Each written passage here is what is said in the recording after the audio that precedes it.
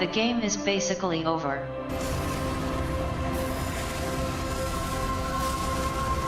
I should have just finished it yesterday.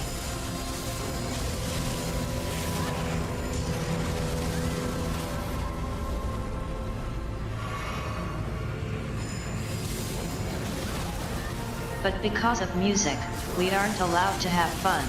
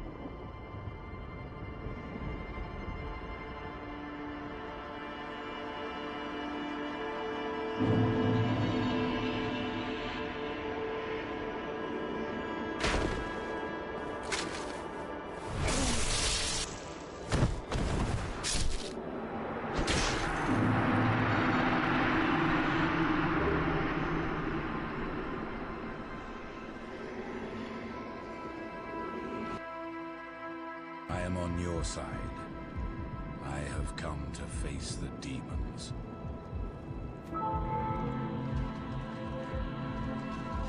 Thank you. I will remember this. I am certain we will meet again.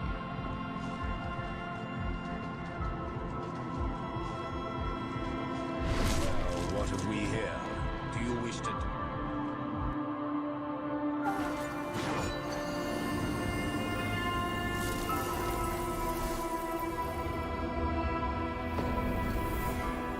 This is ridiculous.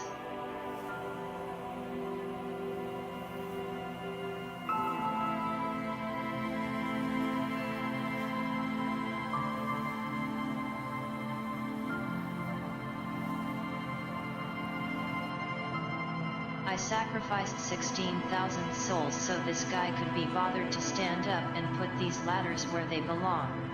We're going to take a look at what's down this weird hole.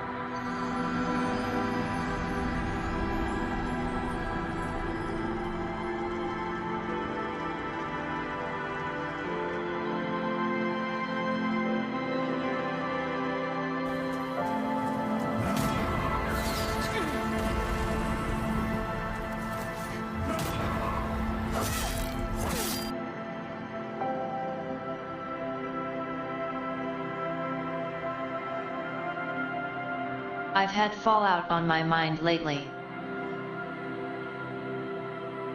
Been playing through 4.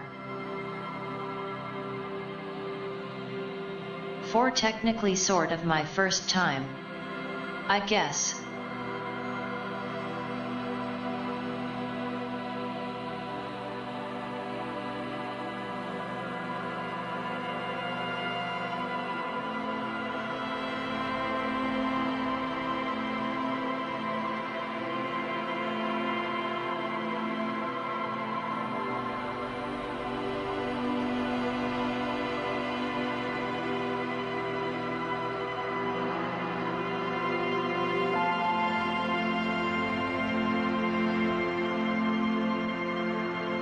I still hold a lot against it, but ultimately, as an experience, it's not that bad.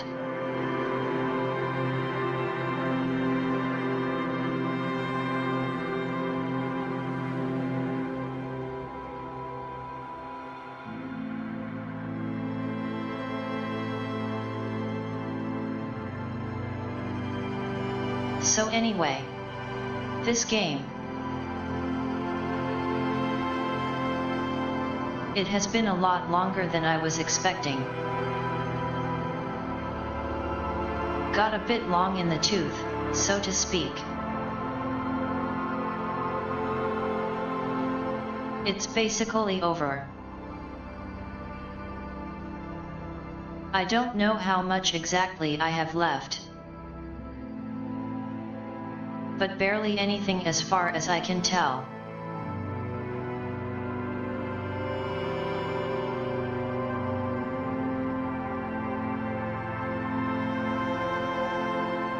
So maybe I should recap it a bit.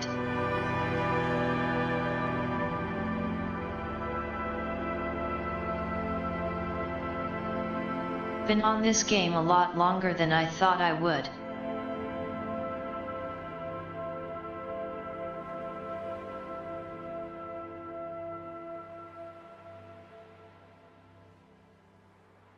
It would have been fine at like half the length.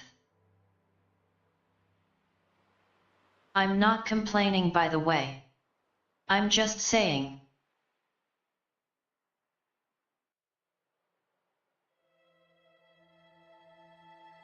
More of a good game isn't a bad thing.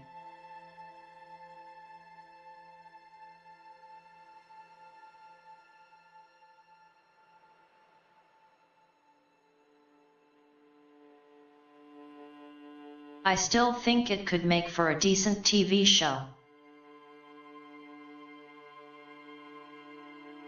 Or comic book or whatever.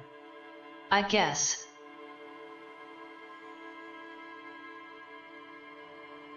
So anyway. The beginning. It was dark.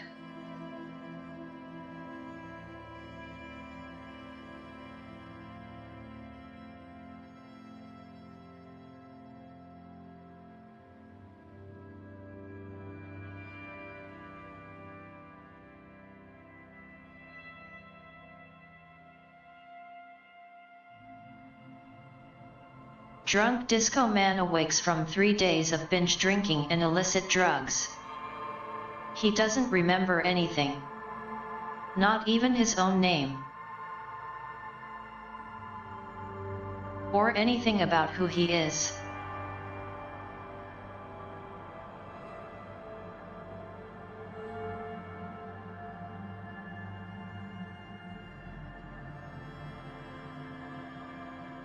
As we proceed, we eventually discover more and more.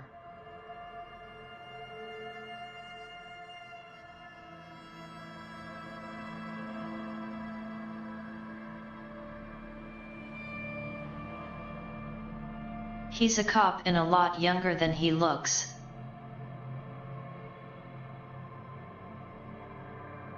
Basically got one foot in the grave. Hi.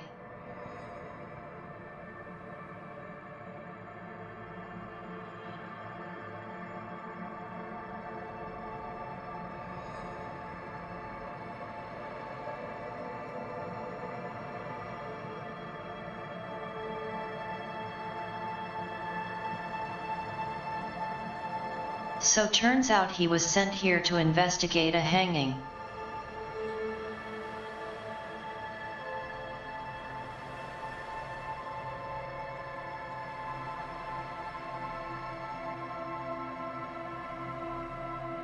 Looking into it reveals the state of the city.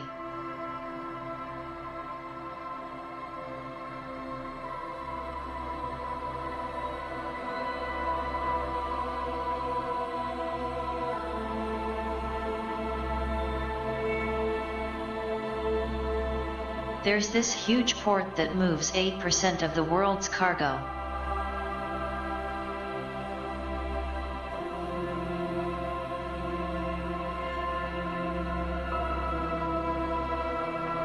And the union wants more power for the workers.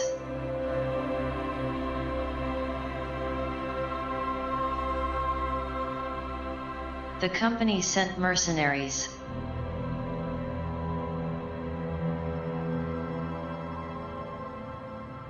Just to spook the union.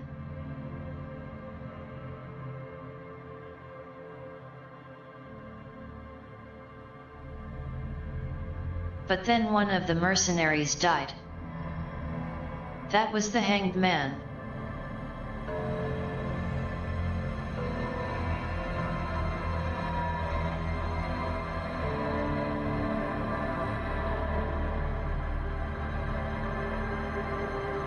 Finding out what really happened has been quite a lot of work.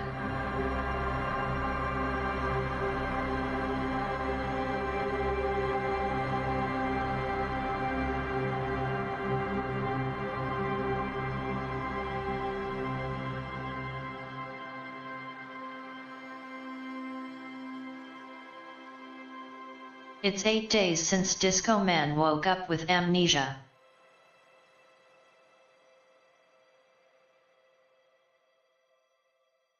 We have left the mainland for a nearby small island.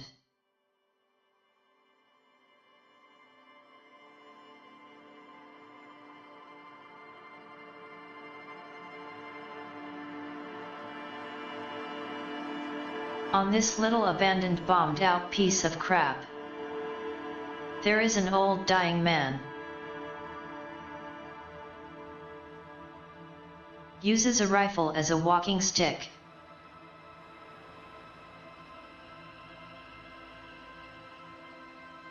Very possibly the murder weapon.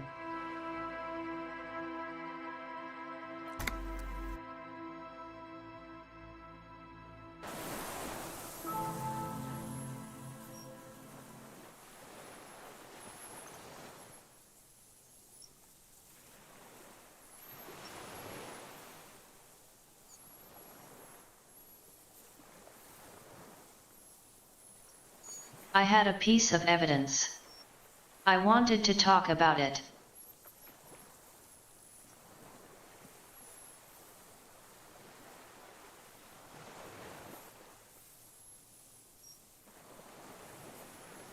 But Disco Man started hitting himself and now I need to go take a walk about it.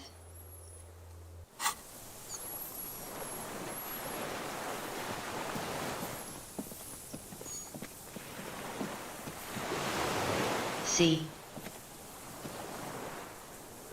This game has a lot of choices.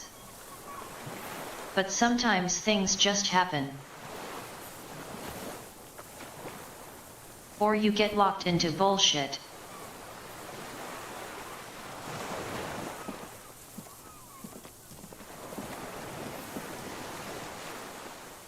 I'm not saying that's a bad thing, necessarily.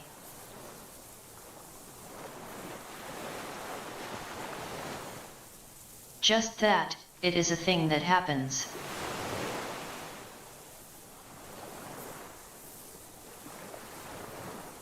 This game has a lot of stats.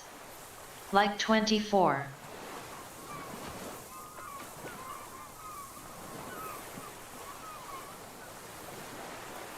And all of these are like aspects of Harry's shattered psyche.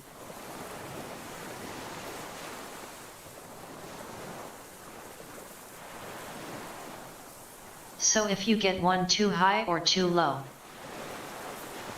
maybe you have some bad thoughts. Maybe you just act on one of those without even thinking.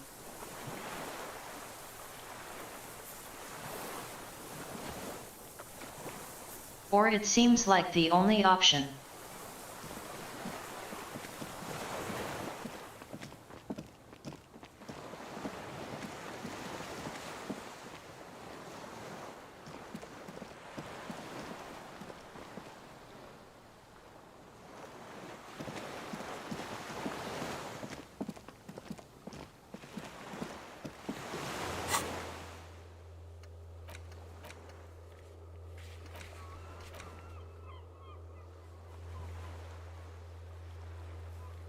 There's a point earlier, from yesterday. I might go back and try to play things differently.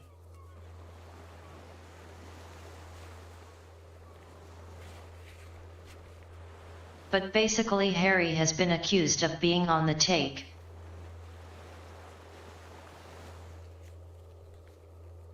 Working for a scary gang.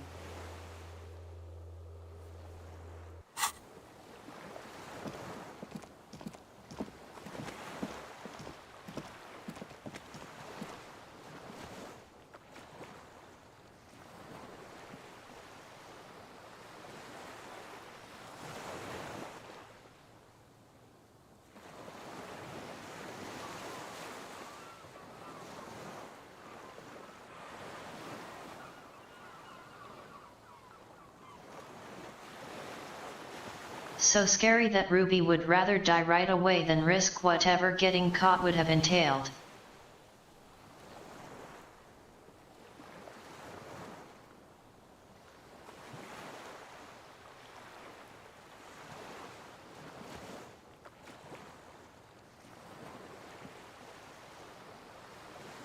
She thinks of Harry as the can opener.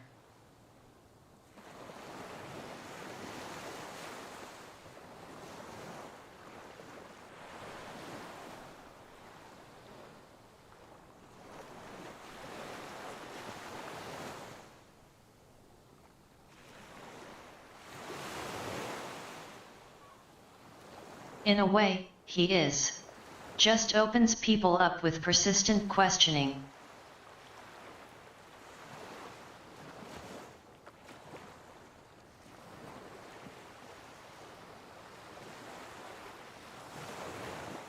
I got frustrated yesterday.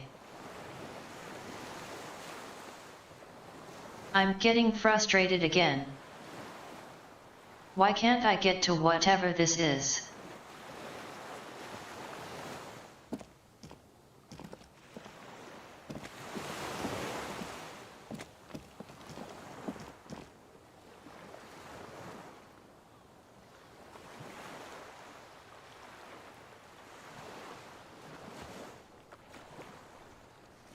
Maybe I'm misunderstanding.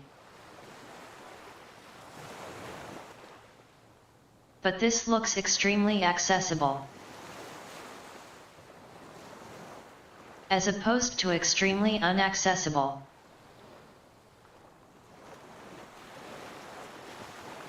Which it seems like maybe it actually is. Come on.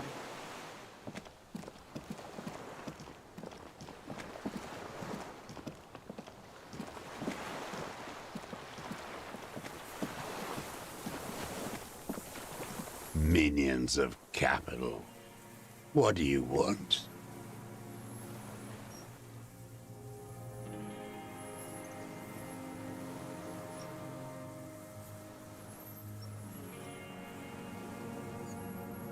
I ain't go.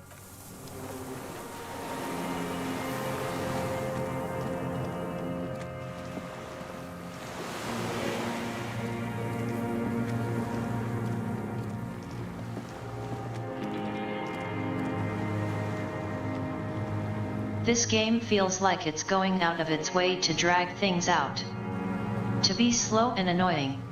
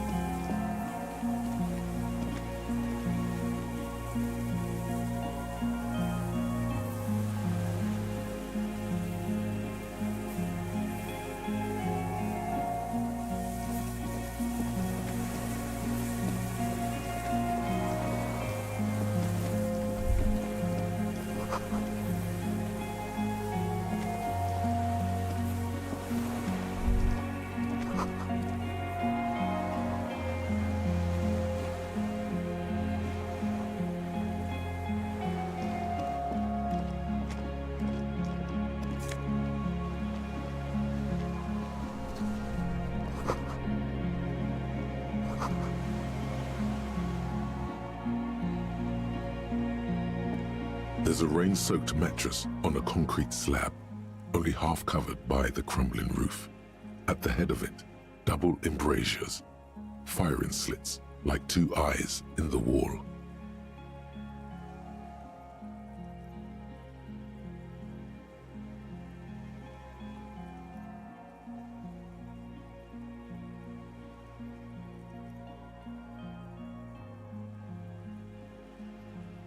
B triple prime. This looks like a good place to shoot from.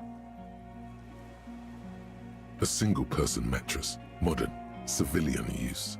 Brand name, Marjorie. There's a fuel stain on the cover, along with cigarette burns.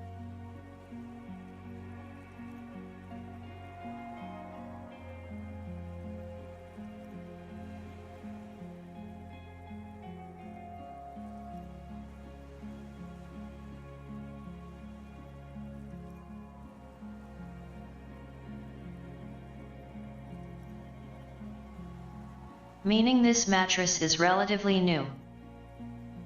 Not from 40 plus years ago.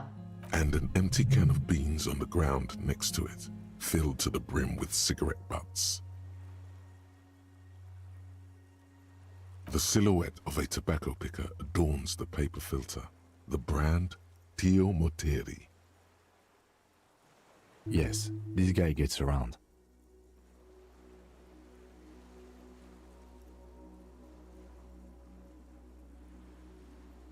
No, wait. This is important. I have a feeling. What can you see?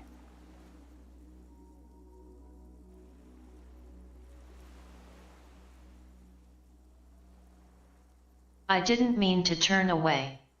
There's a firing slit in the wall in front of you, like a little window.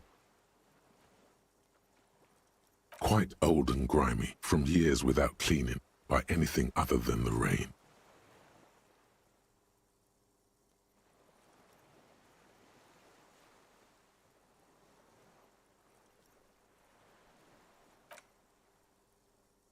The springs screech as you lean on the mattress and crane your neck to look out.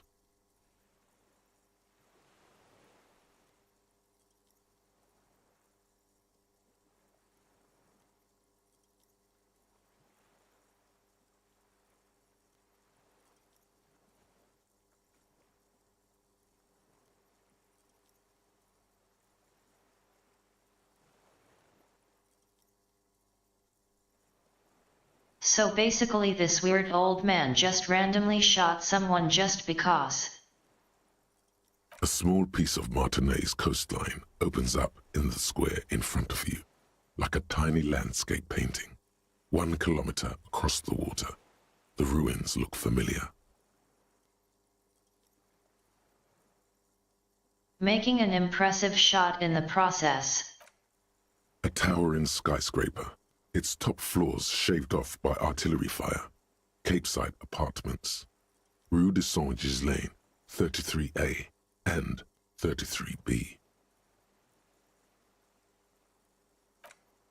The red chimney and collapsed back of the 4-story tenement in front of the whirling in rags. Rue de Saint-Ghislain, 10. The doomed commercial area.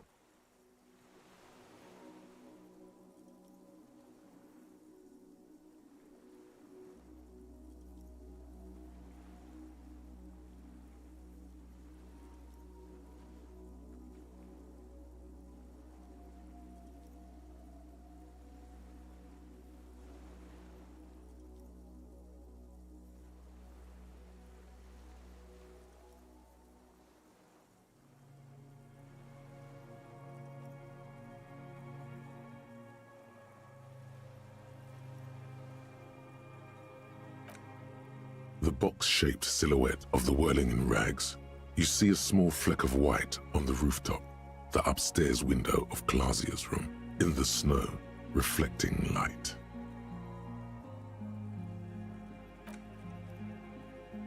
Do you have a line of sight to the window? More than that. A pair of binoculars? Or a scope of a rifle? You'd be prone, lying on a mattress, barrel resting on the embrasure. Cheek against the cheek rest, hand on the hair trigger. on a calm day like this? I think we have it. The origin of the shot. This is the sniper's nest. Affirmative.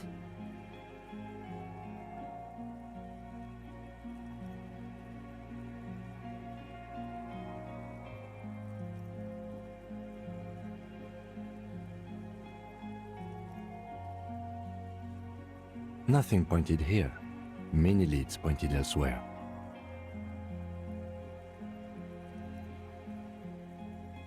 Don't beat yourself up, officer. We did not put guns in their hands or get them drunk. The lieutenant pauses. Regret comes over him. We will make up for it. Here, I feel it.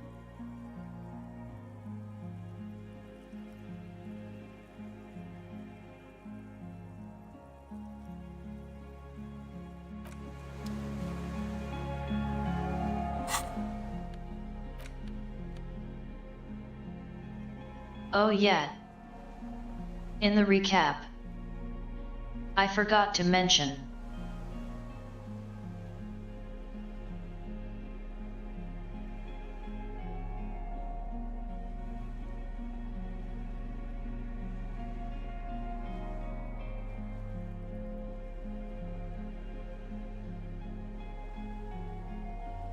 The remaining 3 mercenaries got drunk and tired of waiting for things to play out in the investigation. They showed up ready to kill everyone. 3 of the Hardy Boys died.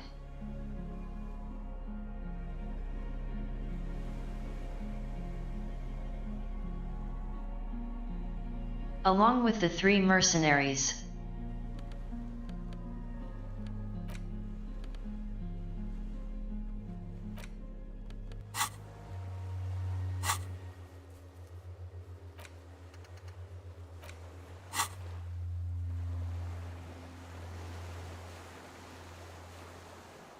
Harry got shot in the process, but he's fine.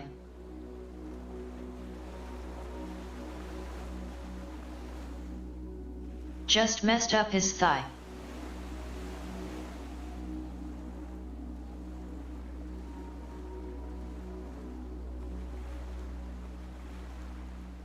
Two days sleep and he's out here running around. Really shouldn't be running.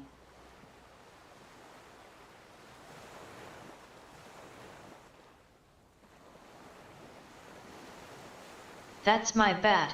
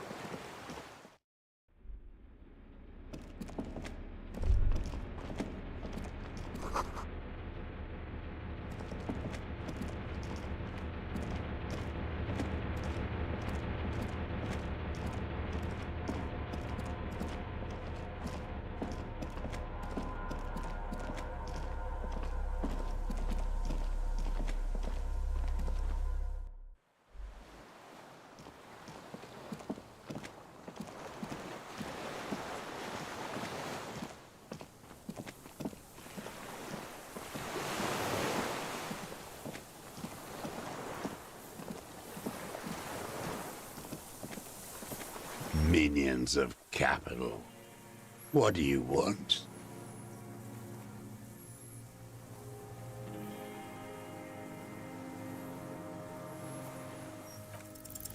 For a 60-year-old man with stomach trouble, who spent his entire life alone on an uninhabited island, he seems surprisingly fit. He's prone to erratic hand gestures and clearly malnourished. But that's it.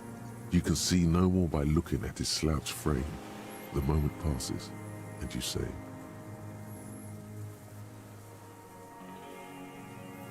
Officer, are we sure? We could maybe get more. The old man looks at his rifle in your hands, a little startled for some reason. Come on. Really dragging things out. Are we done here or not? You startled him. Maybe it was the silence. He quickly gathers himself. Petty bourgeois law. This is all you care about, right?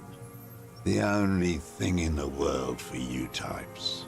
A drop of blood in the saliva. Tear into him again. Pile it on him. Damn Maybells. The whole island is turning white with them. He seems tender suddenly. Nostalgic even. A strange mood swing. So many this year, too. The spring is coming. No, it's already here. Wash the filth away. They blossom on the islets before we fertilize them with our blood. Resurrection was snow white in May before they ruined it.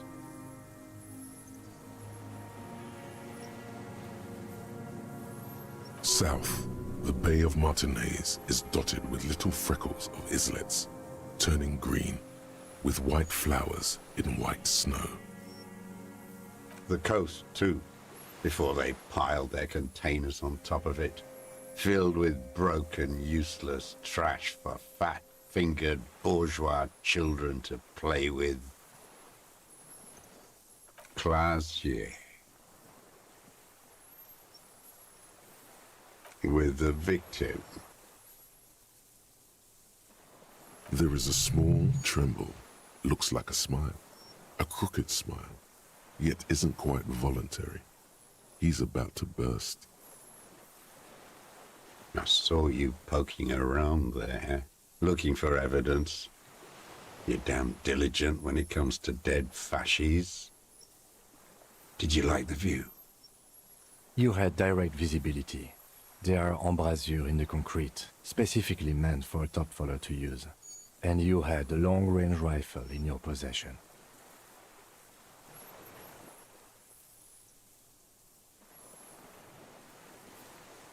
You've been here a long time, Mr. Dras. Too long. You clearly need medical aid. I'm ready to die. I've done my part. He's practically admitting to it.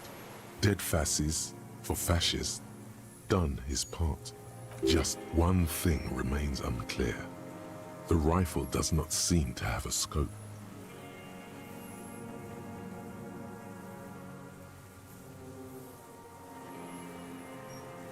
Forget about your stupid fucking scope. I don't know where it is. Find it yourself. It's your problem now. He lost it. He just doesn't know where it is. Forget it. Push on.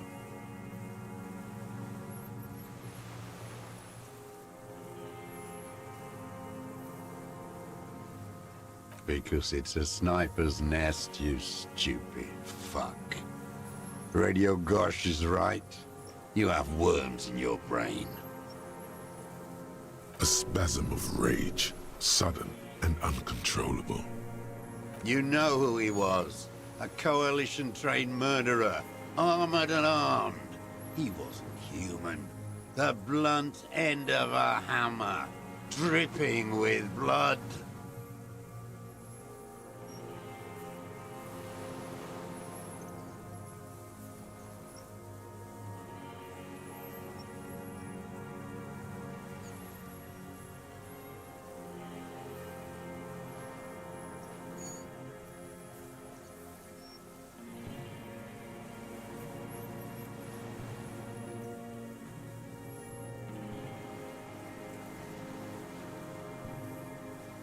I mean, he's not wrong.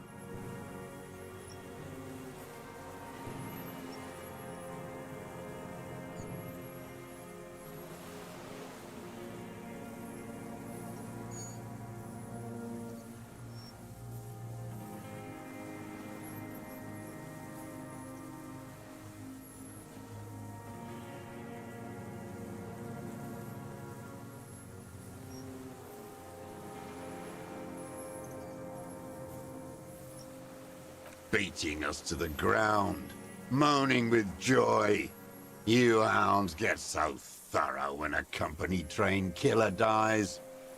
I haven't seen you on this coast for 40 years. You know, maybe I should have killed one sooner. Got your attention. Now you stop beating druggies and prostitutes in your basement. Now you come to investigate. Not when they die by the hundreds. This is it. Shot him. Shot him. Say shot him, not killed him. Oh, the inhumanity. One paramilitary less in Revachol.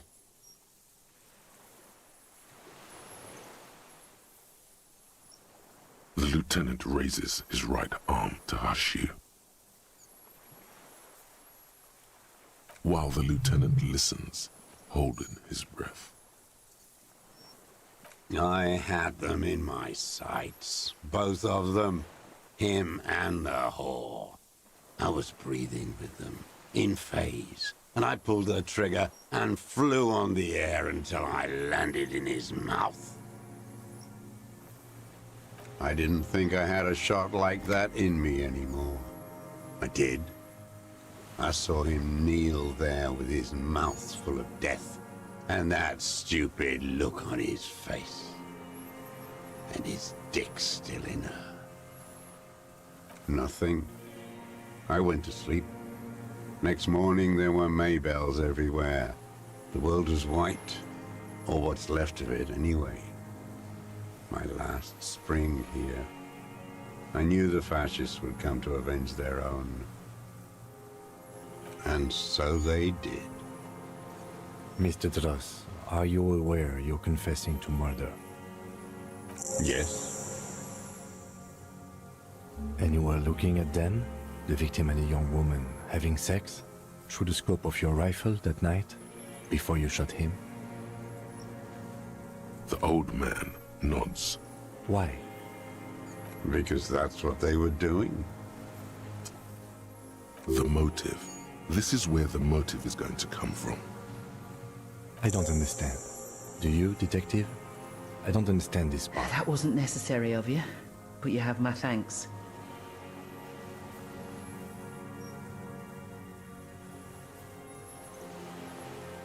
Well, hello to you too.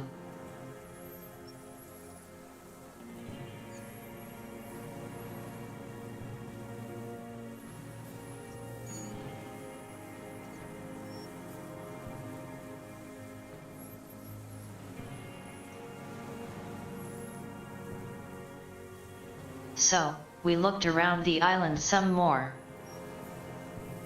Since last stream.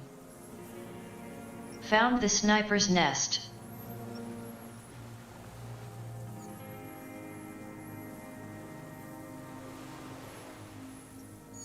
And now the old man has finally fully confessed.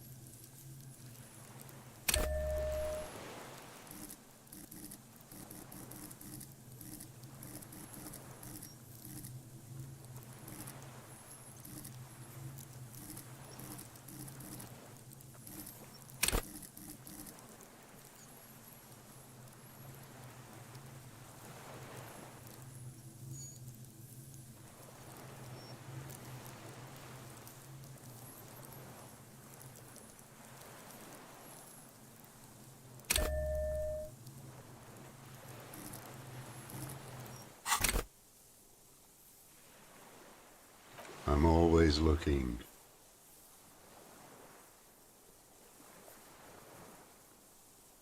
Are you always looking through the scope of a rifle? I'm just trying to understand. A rifle scope has the best magnification. Helps him see all the shit.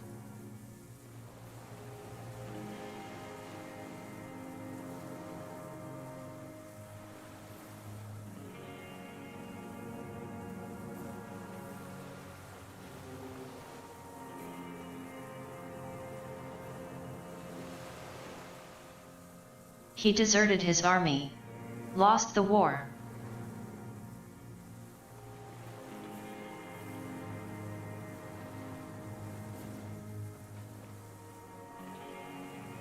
Then spent 40 years on this island watching everyone through the scope of a rifle. And if you don't like it? 43. Click.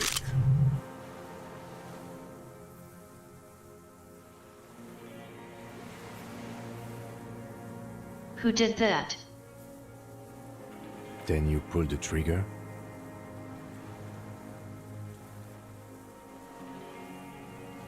Yes. Think of it as a form of critique. You've got him going. Connect every little piece now. Wrap this up like a gift.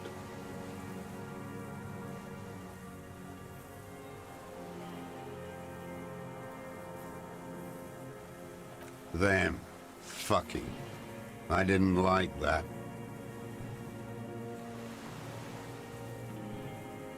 Jealousy is a reactionary concept.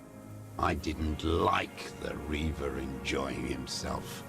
Drugged out, soothed in the arms of a young woman. I wanted him to die so he could not enjoy life anymore. And I wanted to see his head explode. That too. She should know better than to hold a child murderer between her thighs. I knew he'd be there for one more second, writhing. That's all it takes for the bullet to reach his head. Now that I think of it, I wasn't aiming for his mouth. I wanted his brains to spill out on her. But you can't have everything. Since she came to Martinez, I saw her sneaking in the reeds early in the morning, behind the Fell building. It was dark, still winter. She didn't have her skimpy outfit on then, just a spot in the night, moving. Past the Fell building on the coast? What was she doing there? Hiding something in the water. She had a fag after she'd done it. I was up in the ruins there. She couldn't see me, but I could see her, smoking. She was nervous, but not scared.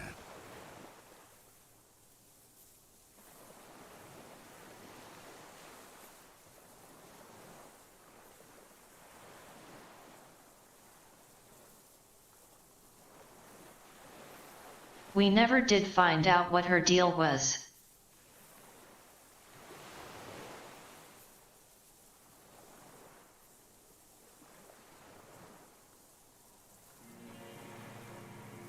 She's just been hanging out here for a very long time for no apparent reason. Her passport and tickets to Villiers. And from there to Cachet Brut. Well, okay. She did mention hiding that stuff.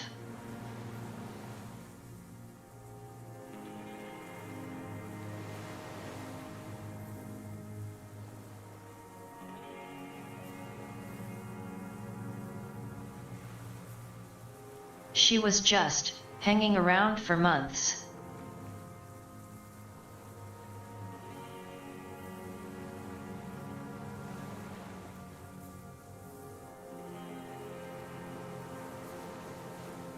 Hiding from her hunters. I guess we did know that much. But those are half in her head.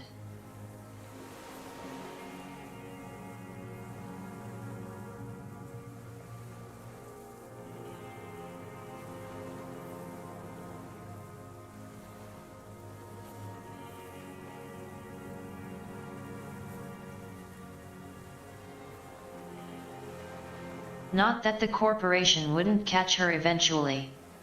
Or at least try. In the free state of Semonine, hidden away at the edge of the earth, near the Pale. Yes, after she'd gone. It was a submersible. Well made, actually. Sloppy, we should have gotten her to tell us about this. Did you take the documents? No, I put them back. Why would I take them? I'm not going to phone. Oh, I mean... I did. She had a face like an archipelago, with those birthmarks, and a body hard and lean and bruised all over, black and yellow. I could see she's taken a beating. I could see who she was, too. A spook, on the run. Revachol's the cloaca of capital now. All the bagmen and arms dealers end up here to do drugs and have sex like animals. You could tell she was a spook from the documents? She had different color hair on the photo, and glasses. Forged. Some sordid bourgeois affair. I've heard about this kind of thing on the radio. He's setting it up for you. The bruises, you can't make that out in a scope. You can't see bruises through a scope. It's just a blur.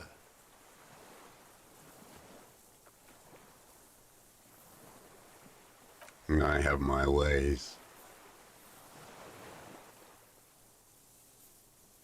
Not in this lifetime, Dwat. On her. This one's gone. Make up somehow. Connect something else. Fast.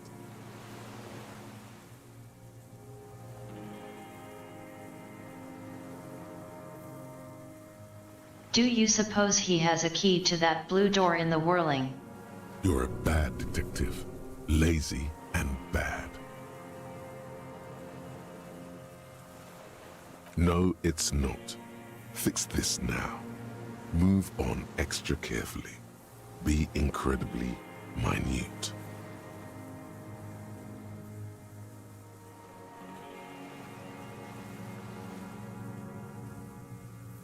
There's nothing to hold on to. Only this. It's not enough. The coals of his eyes glisten suddenly, like stones dripping with water. Is he crying? Man needs to feel something else. In this fight, it helps if you have your eye on something there. It's weakness, I know. Yes, over the years. It's not unproletarian to feel something. No. I don't really know. I was there one night and she was crying, like a child, in the corner of our room on the floor, like she does sometimes, the day after I killed him. Yes, I don't know why I do the things I do anymore. It's as if something put the thought there to leave the flowers.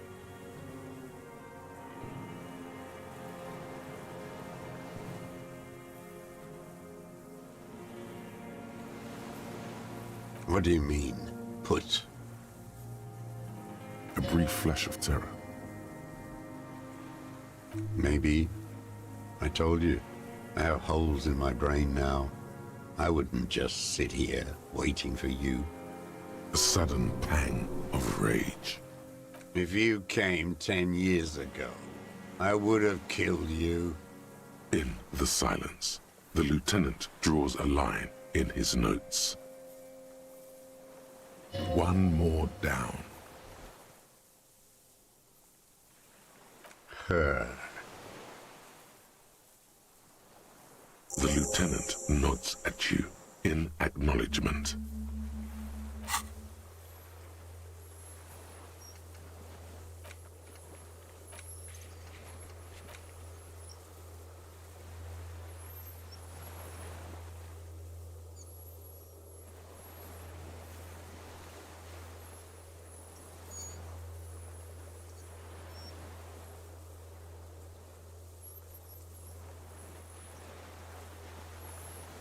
It bugs me that this silly boot fetching quest stayed here despite the fact that I made it impossible to get the boots.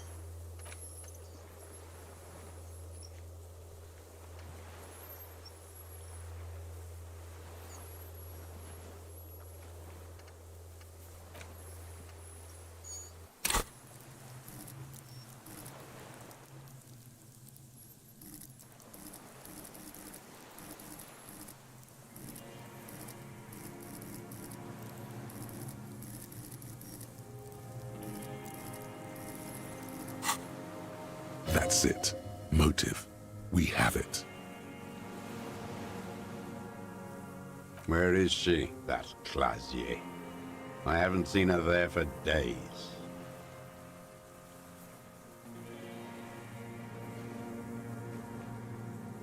Gone. I knew it. She kept staring into the scope this last week at the island, like she knew. She'd look at night, crying or smoking on the roof, staring right into me. It doesn't matter. Midtown, across the Bay of Revachol, snow falls on 40-story towers. Above them, Lusan Central Aerodrome, a cocoon suspended in the snowy sky by a web of suspension wiring, encircled by hybrid aircraft.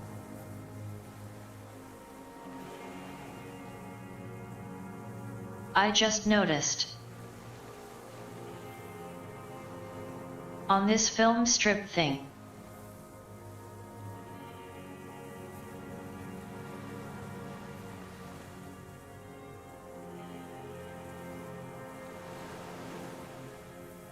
It's reversed, but you can see text on the sides.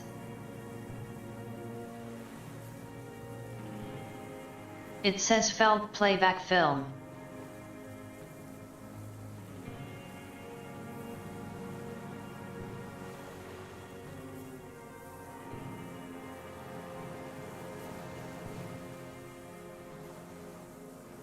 On the platform, a young woman is withdrawing from amphetamines, barbiturates, and alcohol. Yet still, she smiles among the crowd, among the great ghosts of the city she's leaving, for another, far south.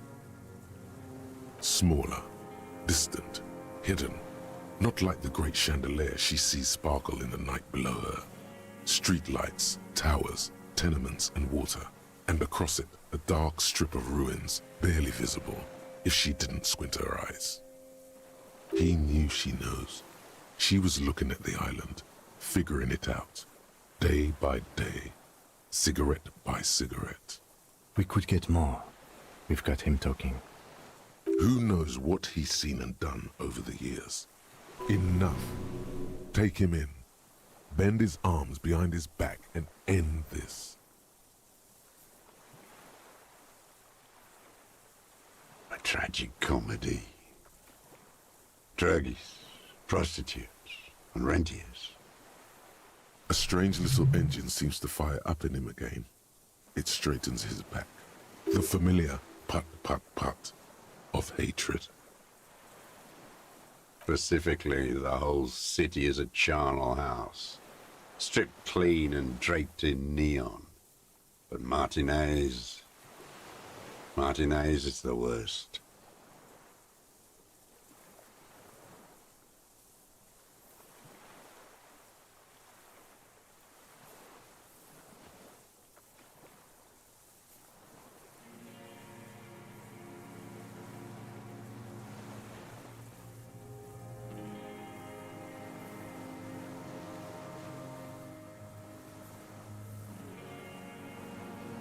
You might remember the term charnel house from Bloodborne.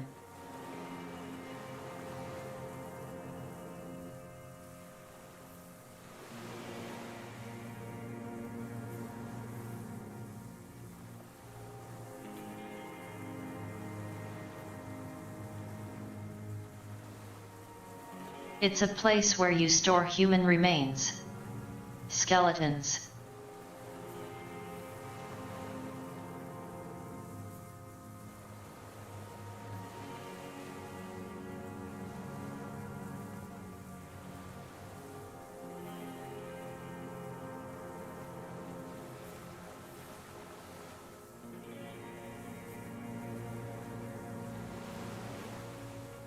He's saying all the people here are dead in some way.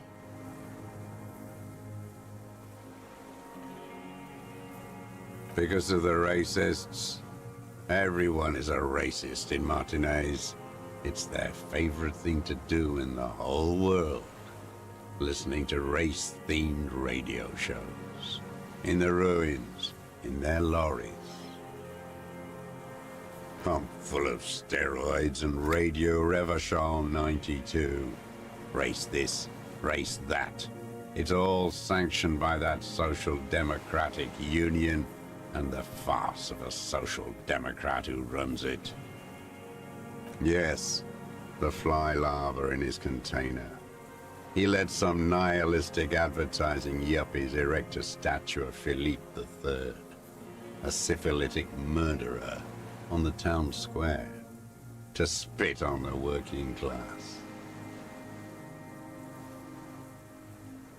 Not since the serfs of ancient Pericarnassus has history produced a more inert social class than the Martinez proletariat. The rest of Revachol at least pretends to rebuild. These people still live in ruins. Intense, like animals, like those boom-boom morons on the ice. A pity they didn't drown in that tent of theirs. I was right though. Yesterday.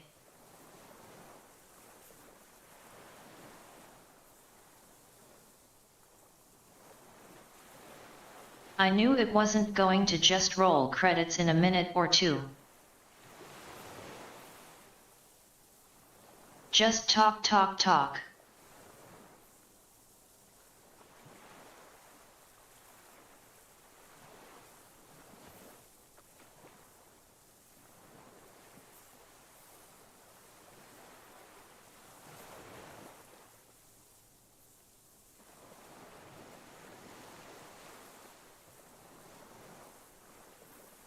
The worst of them is the blood-drenched Sucrion on her yacht, licking her lips. The old whore's gone now. Her gun-toting porcelain men are dead. So, actually, no. The worst is that old cop parading around in his uniform, throwing balls all day. It's not enough that the racists and liberals are dancing on our graves. The old loyalist ghouls still parade the ruins, too. Every morning he's there, while the parasites he fought to protect are off in Ozon, or Quayamoran, or some other island they built their palaces on, feeding on drugs and having sex with their own children. That's all the rich really want. Sex with their own children. Throughout history, even the royal bloodline of the suzerain, it's all just an excuse for them to have sordid sex. At least that old cunt, Frisell, is now dead. This guy has had no one to talk to for over 40 years. He has to get in all his talking here at the last minute.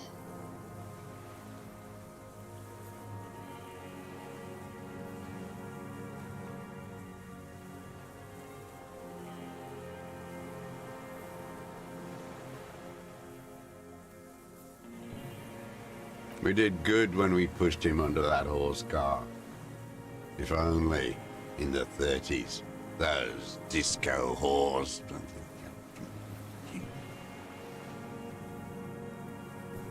The disco whores are too much. Hatred shuts down his brain's language center, leaving only a nonsensical sputter. There was something about a statue and nihilistic advertising agency people might be worth investigating.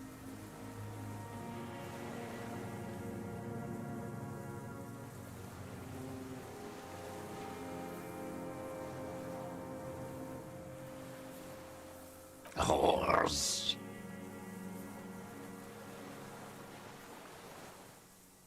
Syphilis is a disease Philippe III contracted in a whorehouse. The statue is an abomination.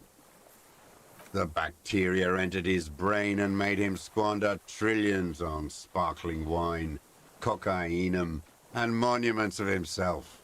His son, Philip IV, the insane, contracted syphilis in the womb.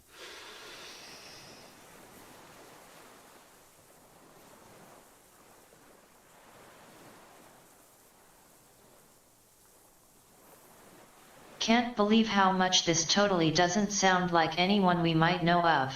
That is technically possible, although Philippe III was not actually syphilitic. He was just mad. No commentary here. And he still went on to govern Revachol for 25 years. We lost 2 million lives toppling that mode of government. And those grotesque statues, too. Hundreds of them.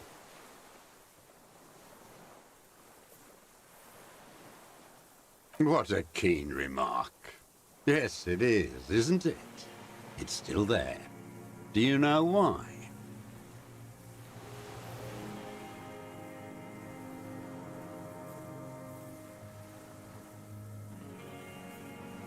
That's right. Some advertising cockroaches erected a cynical deconstruction of it. We tore it down with honest working-class plastic explosives. And there it is again. Art is a bourgeois establishment. It's an affront to humanity. Every gallery should be bulldozed, and the artists should all be given 30 years of hard labor in Yekokata. Wait, the bullet hole in Philippe's heart. The statue had been shot. That was him. Well.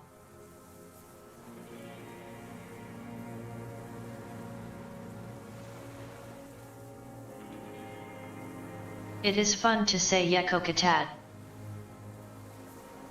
It had to be. He's already proven capable of taking a far more complicated shot from here. Hardcore to the mega.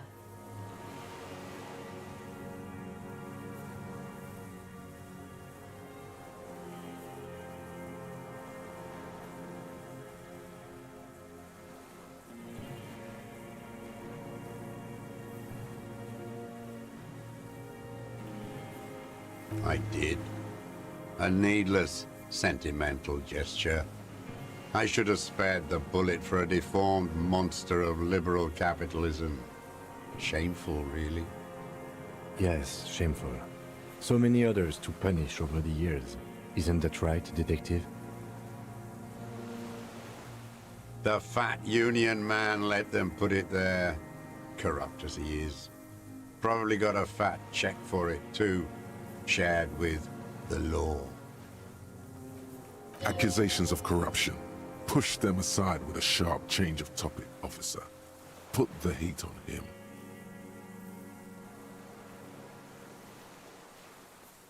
Another hideous disappointment. Unions are the real enemy. The true enemy of the proletariat. Placating the masses. Disappointment. So personal. He displays a familiarity with the union's top brass. That deformed toad? I wouldn't expect him to wipe his own ass. I mean, the brains of the operation. The smart one. Edgar.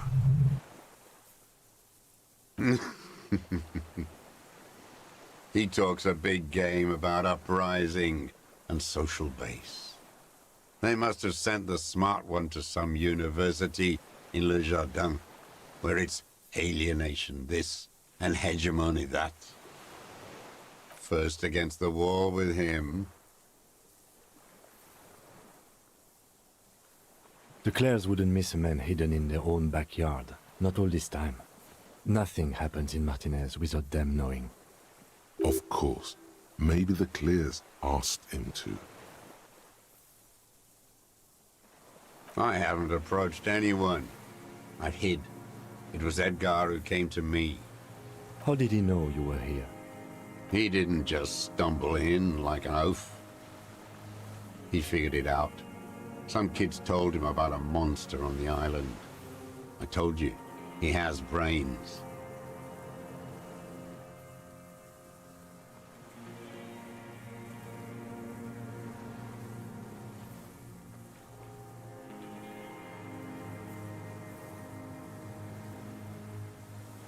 We haven't seen Everett's brother this whole game.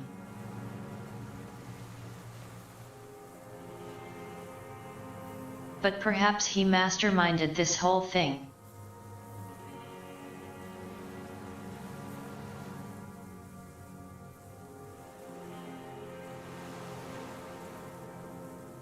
Or at least helped push this man just a bit. A nudge.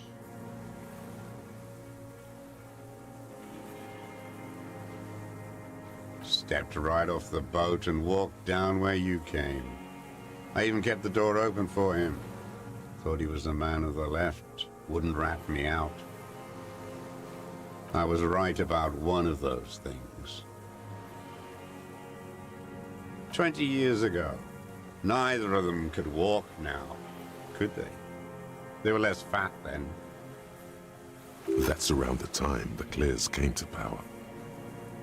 Edgar did the talking. Paid his respects like I were a fossil in a uniform. Offered platitudes about the struggle. Flaunted his pink degree. Even quoted Mazov. 20 years ago. Never trust a social democrat who quotes Mazov. Oh, and charity too. They love their charity. Offered me blankets and social housing. I still have the gas cooker he brought. Let me be here. The ZOC is an unlawful successor of the Commune of Revachol. We took this fortification from the Loyalists. Even the Clares understand this. They let him be here. Understanding was a courtesy. But why such a courtesy?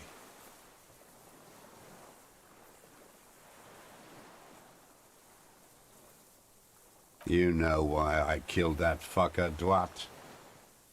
As to Edgar, I'm not doing anything for that swine again. Again? What have you done for Edgar before?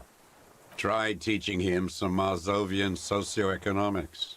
They didn't stick. We parted ways.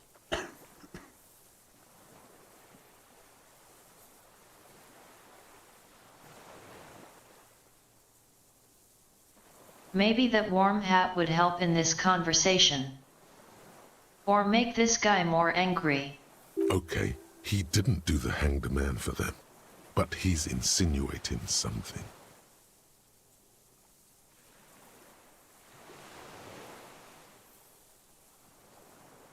Every fucking morning for 34 years. Throwing that ball. One ball against the other. I've always loathed that game. That is not a working class game. I don't care what they say on Radio June. Royalist ghouls played like it was life itself. Click-clack across the water each day. And that uniform, like a parrot plumage. I won't even mention that he's a traitor to his race. A Patank maniac race traitor.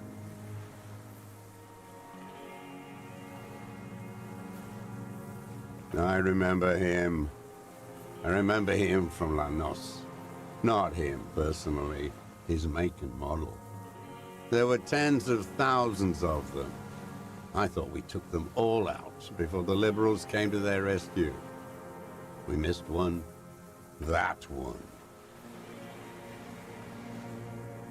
There doesn't seem to be a single person under the pine today.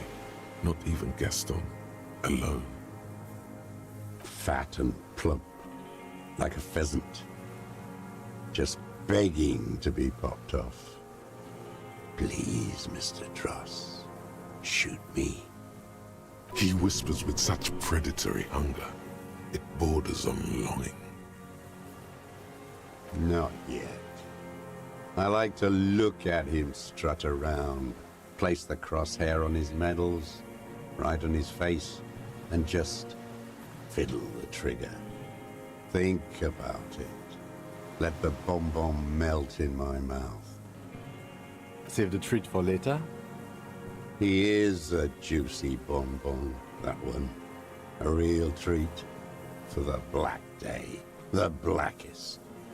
When I put that gun in my own mouth, I think, no, don't waste it. Put this lead in that cock, Rene. For the boys he killed. And then I look at him throw those balls, and I suddenly feel better. I even hid one bullet, so I'd always have one for him. Haven't seen him around lately, strutting around. Must be down with arthritis. I hope it hurts like hell. I hope he sweats blood. No. I waited too long. I waited too long, and now he's dead? I'm sorry, Mr. Dross. I understand you knew him for a long time. They're all dead now. Fuck it. If he really wanted to kill him so bad, he would have done. There must have been 1,000 black days on these islands. His health ailing. And I blew them all. What does it matter now? He's gone. Ancient dust.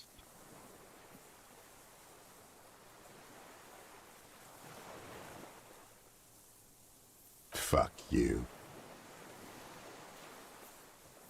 You think I haven't seen people die? It's all I've seen them do. Fuck and die. All the other plans we had. To love. To colonize the Pale. It's all fucked. He's not okay. This is just another black day in a row of black days. Something strange is keeping him together, making him endure.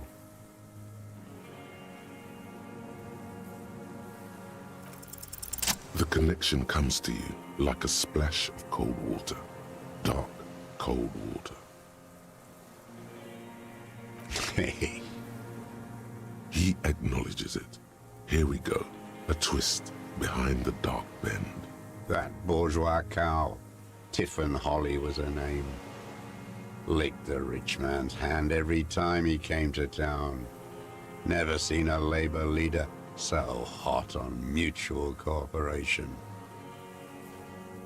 And money. She liked that too. That Holly was a real bridge builder and a deal maker. Bordering on sentimentality, it drips out of him, tempered by something familiar to you. A familiar rage.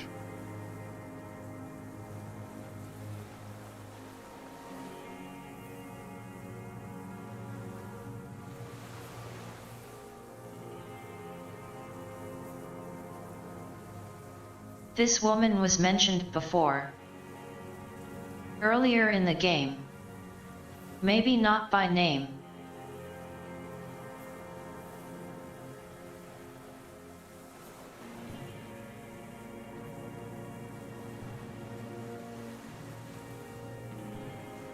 But she was head of the Union before the Clares.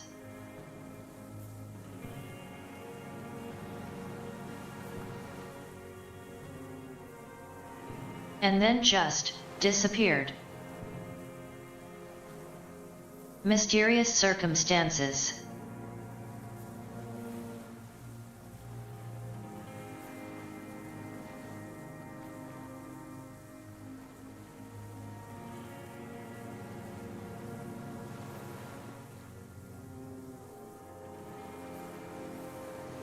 Perhaps this old man took her out for the Clares. She was. And she was real soft on those money men. Had a Barbara Muscova bag over her shoulder that she liked to bring to work.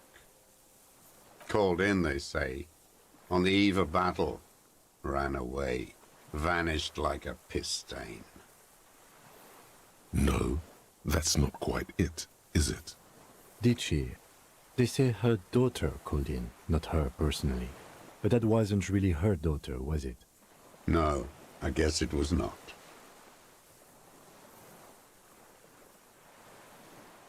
She couldn't make the call herself. Here it is, the bend in the river. Because she was dead? Because the cow caught a bullet in her right lung, fell into the canal grasping her tit and drowned. Or bled. Hard to say. It was a sloppy job on a moving target. She was going home, waddling, dressed in yellow, drunk like she often was. The ruins are black around her, and she had a yellow leather bag under her arm.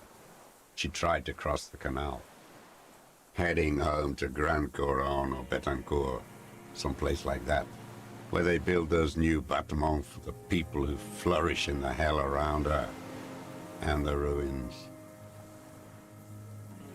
Someone shot her, or maybe the cow just fell. My memory is full of holes. All I know is...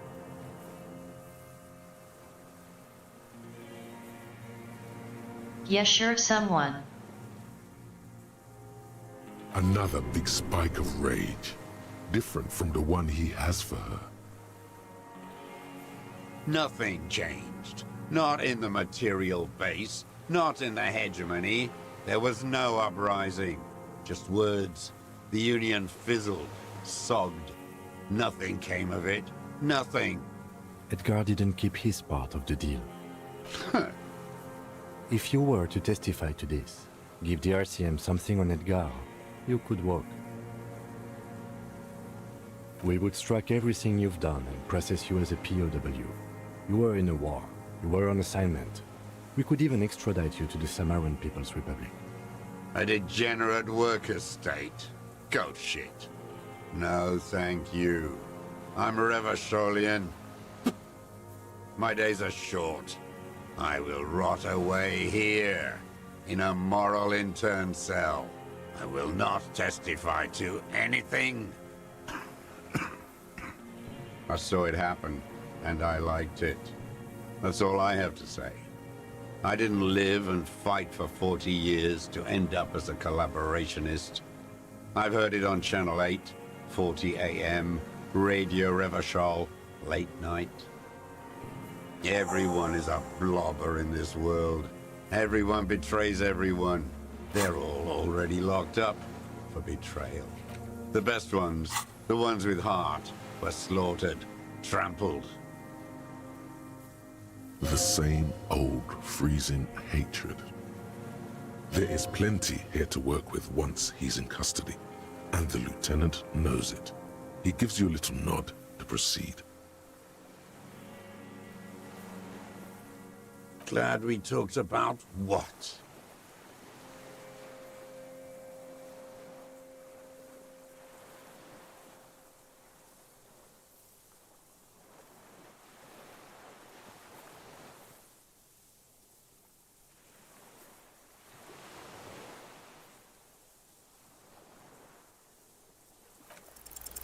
Aside from the rare, erratic hand gesture, smacking his lips and despondently staring into the fire, you can only see that he is old.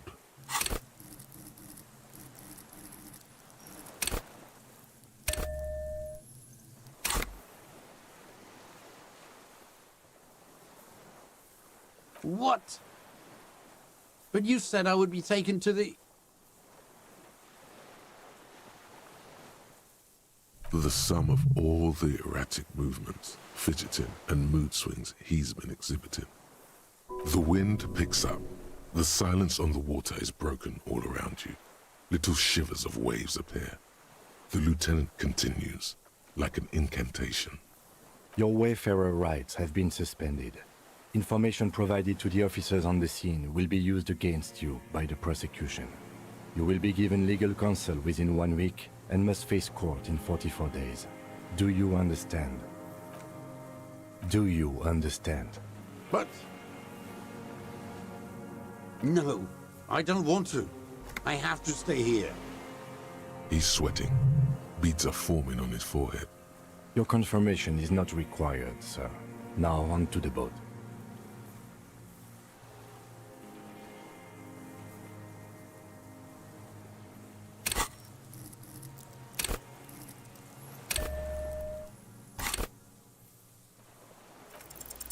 There it is again, to your north, as it has been since you came to the coast. The reeds whisper, stalks rubbing against each other. But then, in the middle of it, something completely different. It sounds like a bow, very slowly being drawn against the strings of a violin. A very small violin, made of reeds and rushes. Maybe there is room for 3 on the boat. What? What are you talking about? Is this really us? Your skin crawls.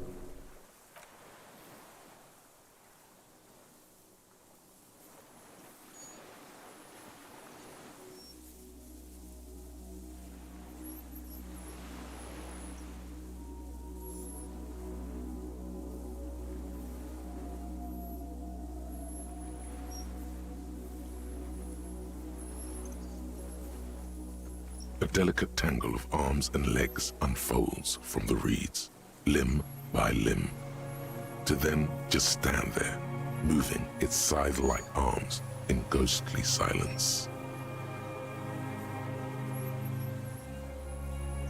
Giant cryptid. It's still there, an unfolding mechanism of reed-like chitin, hovering in place. What are you talking about? There's nothing there. The stick insect is over 3 meters tall. It looks straight at you with its tiny pinprick eyes and its grotesquely small head. You feel your legs shaking under you and your gun hand move to your holster to grab the gun. Tell me what you see, damn it. I can't make out one small thing in the reeds. I can see it. 4 simple words, thank God. If he can see, then you're not insane. But that means it's really there, spinning slowly, in absolute silence, its limbs long and slender.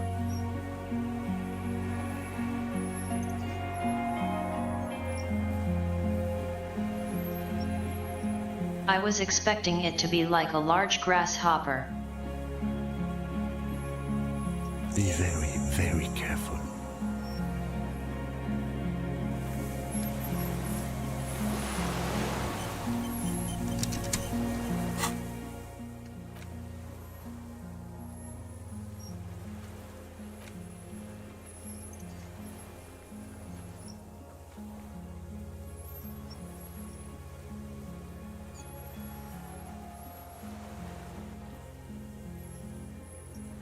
That thing's big enough to stab you with its foot.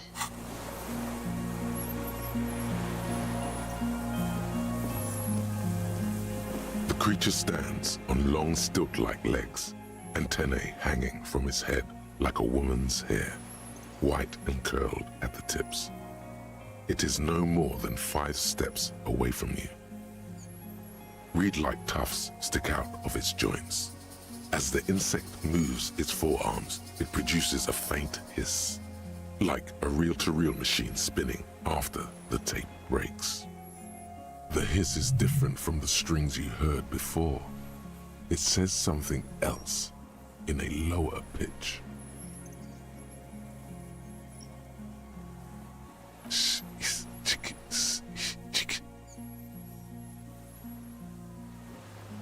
It is.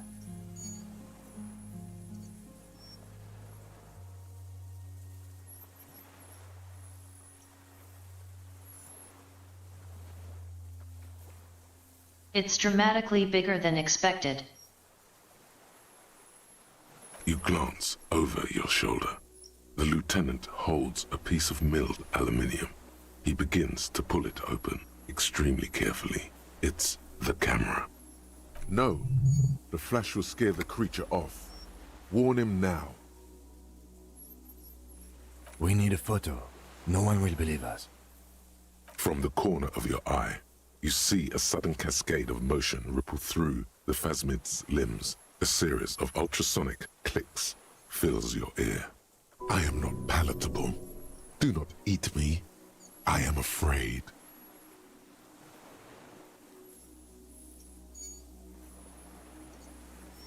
I won't be one of those fools who didn't take a picture. He's letting his pride get in the way. You see the phasmid turn to him, its mandible antennae reaching out. Its motions are quick, sudden. I don't think the pheromone will do anything. The spindly mechanism turns itself back to you, its antennae taking their measure of the air, slowly.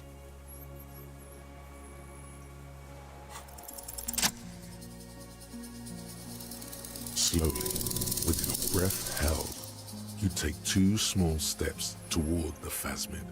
The creature lets out a series of ultrasonic clicks that swarm around your head like swallows. Like laughter, a sort of happiness. Sweat drips from your brow, soaking your chest.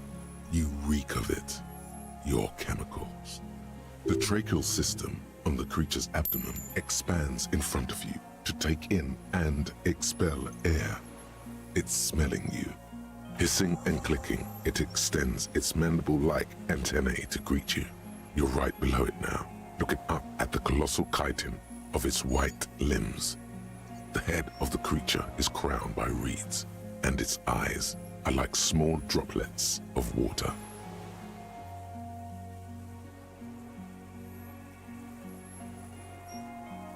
Okay. There is no change in the insect's motion while it's being aimed by the camera. It remains fixated on you.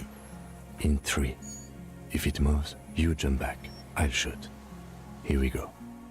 3, 2, 1. The shrill flash of the camera cuts the air like the blade of a sword. The phasmid freezes in its bright light. Head turned toward the lieutenant. Hypnotized by the flash, it stands frozen before you. I got it.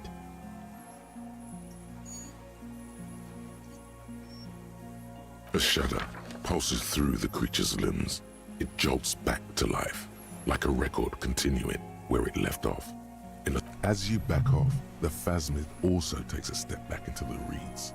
Something tells you the next time you engage and disengage, it will probably flee. The arthropod follows you with its antennae. As you back off, the cracks and hisses of the tape that's come to its end grow more distant.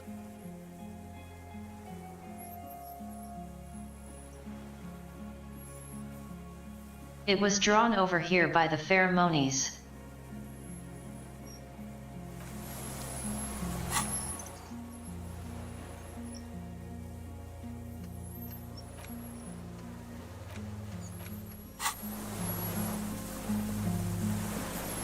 Hissing and clicking, the arthropod extends its mandible-like antennae to greet you again. The insect stops its stridulation, seeming to observe you. Below its crown of reeds, little pinprick eyes detect motion, glittering. The world stands still around you. Suddenly, there is silence. No, stop. Be afraid.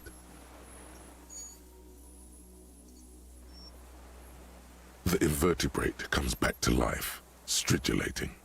Sets of complex eyes follow you, moving in tandem on either side of the insect's small head. No reply. A total ancient silence comes from its mouth, along with what appears to be some kind of foam. The stridulations of its limbs continue all around you. The invertebrate stops, raising its scythe-like arms and tilting its tiny head. formed from the fused plates around its mouth. For a second, the effigy is frozen. Then it nudges back into motion with a click. Nothing. Its simple eyes give off no flicker of light. No one is home. The twitches of its limbs are insect-like, unknowable, perhaps without substance even.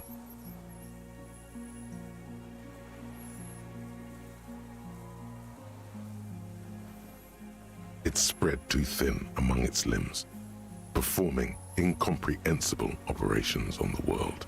And you, looking at it, mouth slightly open. You cannot even imagine what it thinks. As you're turning away, the phasmid mirrors your movements, stepping on the water, the long limbs carrying its feather weight without breaking its surface.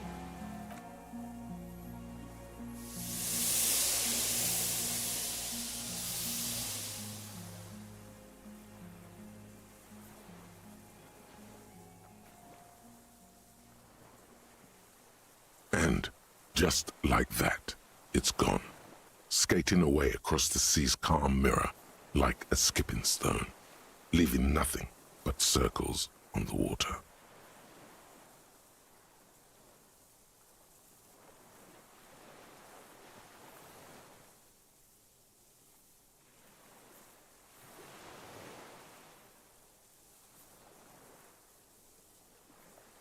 It's like if there was this murder mystery show and then suddenly during the final confrontation with the murderer, Bigfoot shows up to wave at the camera. And something under it, in the place it stood, bobbing there, among the reeds, a collection of items.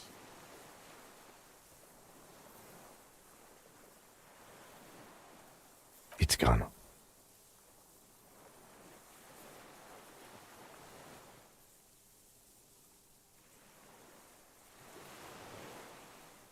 Apparently, yes, like a water strider. Only, I've never seen anything like that in my life. Looks like a nest of some sort. We should have a look. What now? In some kind of strange, semi-catatonic state. Our suspect is not looking so good. We need to check on him.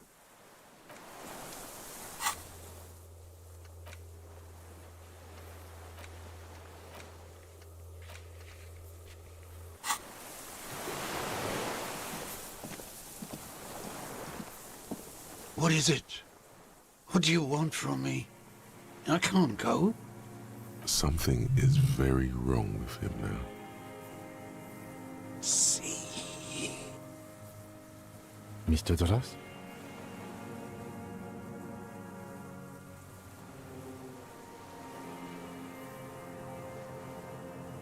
If he's been on this island for so long,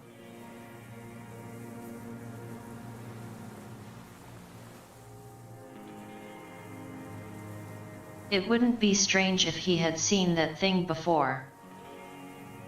It's enormous. The man does not respond. He keeps staring, black eyes glazed over and bulging from their sockets, his gap-toothed mouth shaking. A light shiver passes him, followed by nothing. His hands are trembling, and he breathes slowly. He's going into some kind of psychomotor immobility.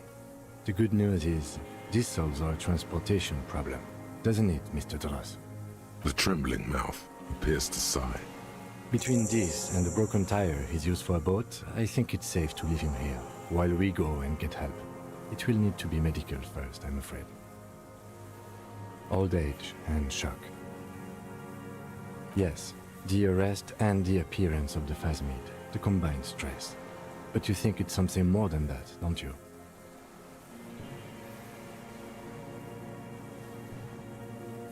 That could be part of the shock. But you're right, something is off here. Mr. No response. Then how did we see it? Oh, you mean, whatever does this, does it over time? Teenagers, kids, drunks, sightings are brief, and hence not credible. but anyone who spends a long time with it. Mr. Dross, have you ever seen a stick insect pretending to be the reeds? The doctors will have to look at this. I hope your station has better medical personnel than 57. This is a little advanced for a nurse. He did seem distressed when it finally came to arresting him, like he didn't want to leave this place, and the insect maybe. I have absolutely forgotten to take notes. I hope I remember all of this. This will be one hell of a report. Thank God we have the photo. No one would believe you without it. We should think about getting back to the mainland. To get help. He'll be safe here, if we don't take too long.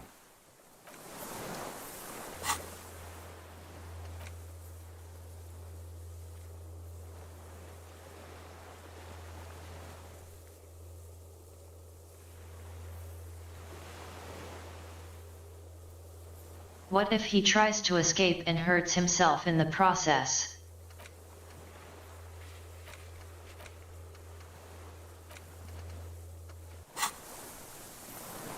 The old man stares at the reeds.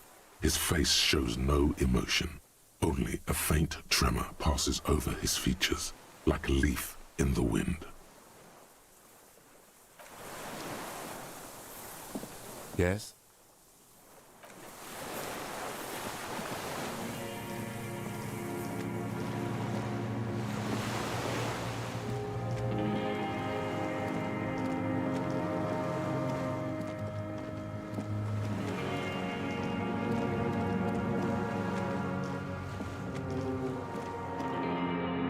By the way,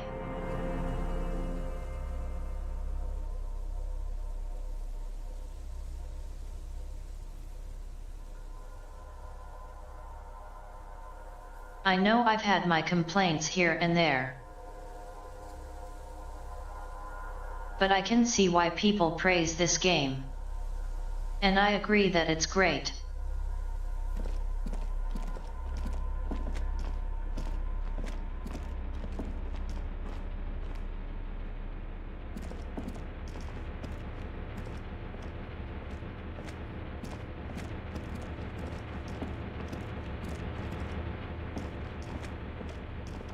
Soft covers, serialized fantastique, and detective stuff. Not that you can tell. This is a digest of someone who's dead bored. Most of it is for entertainment purposes, fittingly right next to the radiola on the floor. Maybe it's a little old-fashioned. There's a nude mag. More than that, you can't say.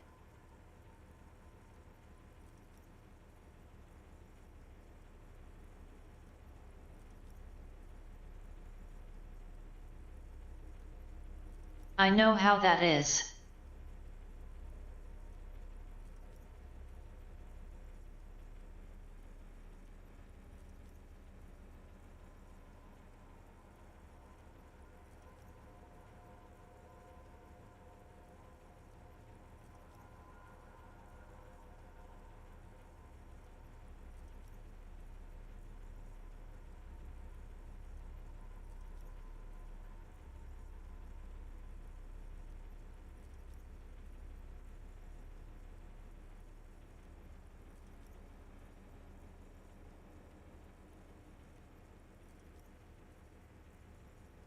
There's a certain kind of player that this is exactly purpose-built for. The print in some of these is pretty small, though. This person has good eyesight.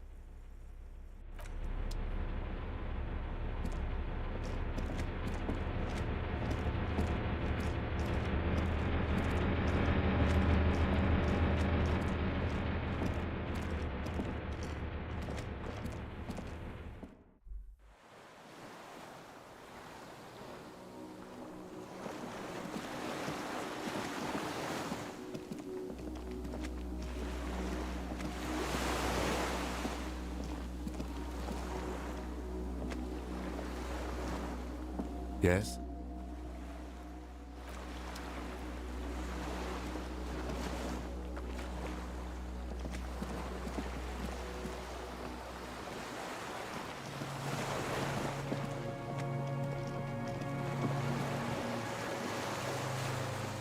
The skiff is swaying on the waves by the dock. Let's. We are done here. The skiff rocks gently under your weight as you get in.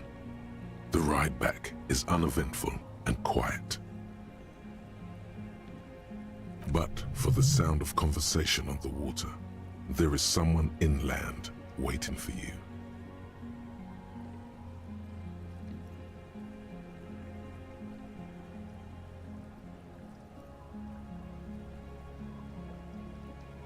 I kind of want more, but different.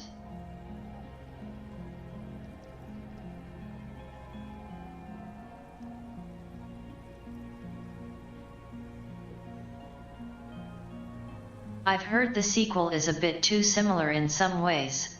Two men and a woman stand on the concrete square of a nameless village, looking at a small yellow boat as it draws closer. The sea is calm. You reach the jetty and climb out of the skiff.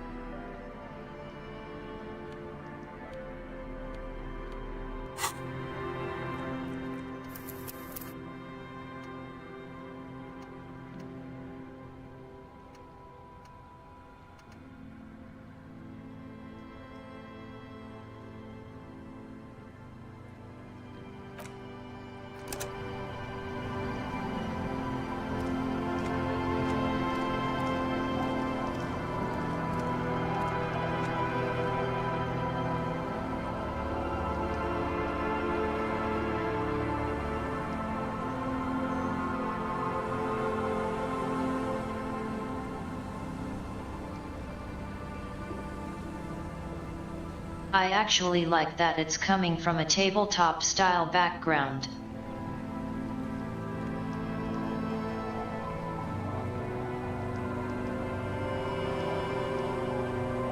I never really got into those types of games usually. Multiplayer stuff never works out for me.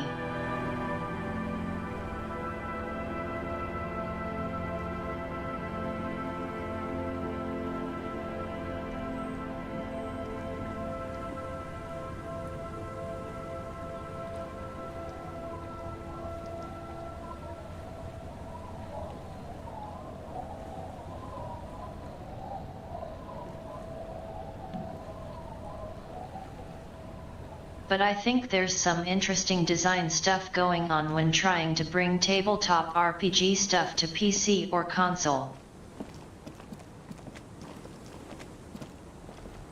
Look what the tide brought him.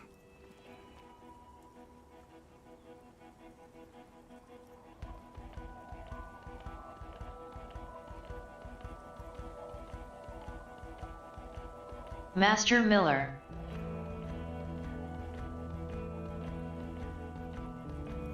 Harry, you're bleeding all over the place. You're half dead. Just a flesh wound.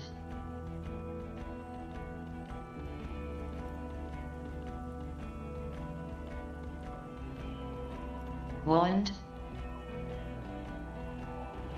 Whatever this is, it is completely unimportant compared to what you've just seen. This is the man with sunglasses from the Whirling in Rags.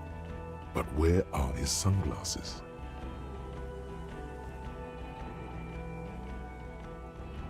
That's right. And you're bleeding.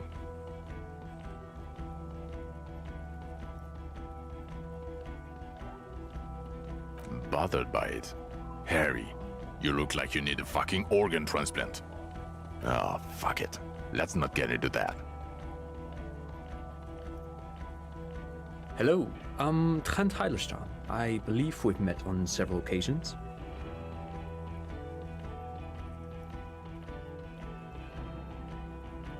The history guy with the kid. I'm your goddamn partner, Jean-Vic Quemar, and this is your special task force. Or what's left of it. Special Consultant Trent Heiderstam, Patrol Officer Judith Minot. Hi. We've come to scrape what's left of you off the pavement. Lieutenant Kim Kitsuragi, Prison 57. We've just come from the island, where our investigation led us. The scene is making even him feel as though he has to justify your actions. We might need your help with something later. As if he recalled that he's in fact a decorated police lieutenant and not a naughty boy.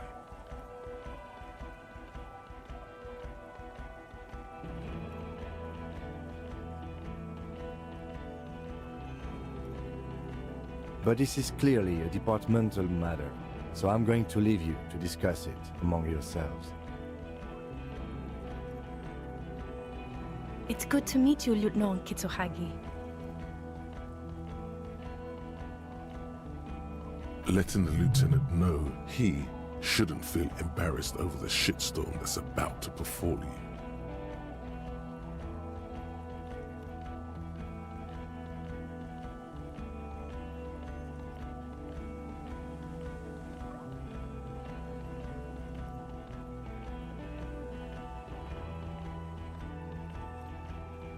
I'm not mentioning my run-in with El Chupacabra.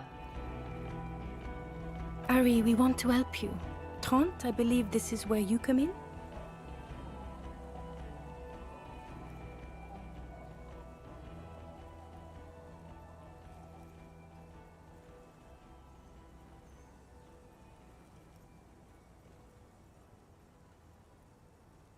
This is like a... I can't think of the word.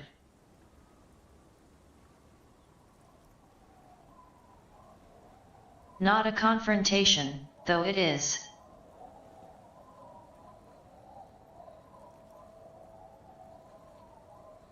Almost had the word. With an eye.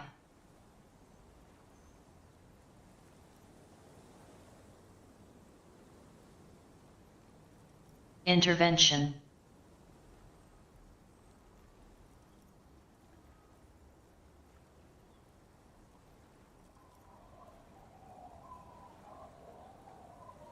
This intervention is 8 days and several years too late.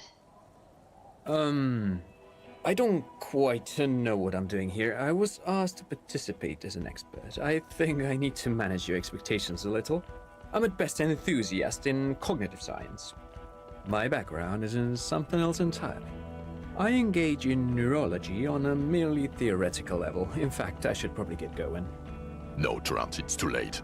You're part of this shit now. What have you got to say for yourself, shit kid? What does he have to say for himself? He left you to catch the bullets. Shit, kid. What an interesting moniker.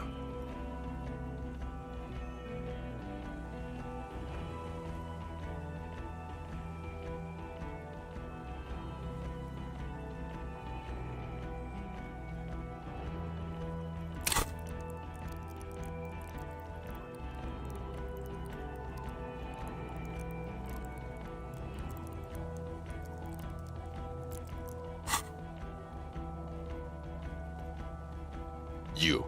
Shit kid, that's you. Maybe you've deserved it.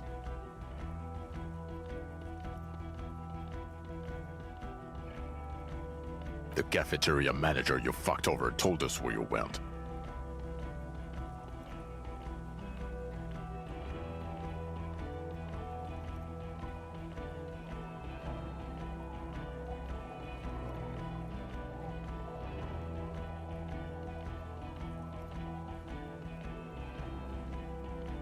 We seem to be on good terms with Gart. Last I checked. And people on the street helped us too, with your whereabouts. You're a legend among the drunks, Harry. A legendary local drunk.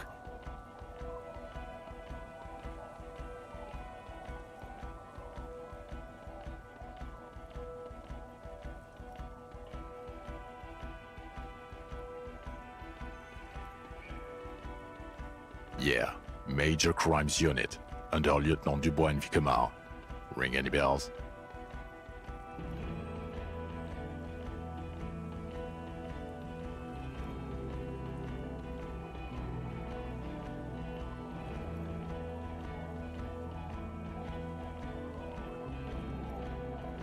He doesn't remember. See? He really doesn't remember. It wasn't a sick joke. At least that's good. Yeah, that's very good.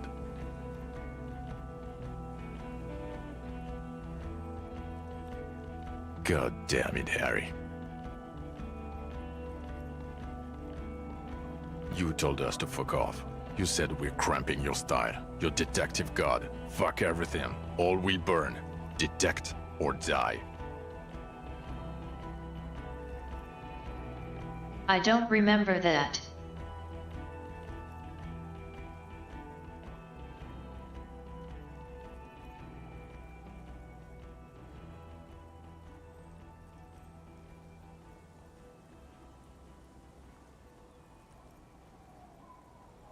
It wasn't like that. Fuck you, Harry. We didn't know there was gonna be a tribunal, did we? Are you sure? So you haven't been telling everyone what a boring cop you are? And that you should kill yourself? People say you've been out of your mind. I asked around. Boring.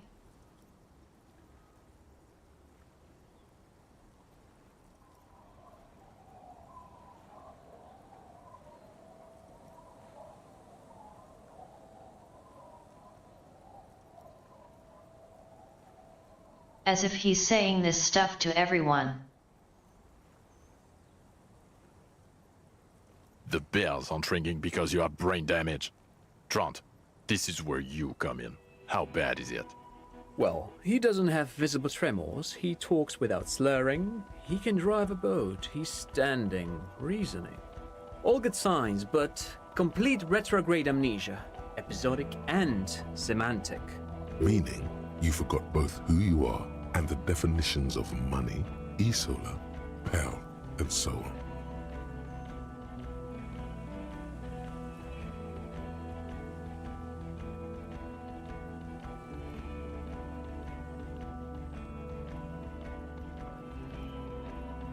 I still don't really know what's going on with that pale stuff.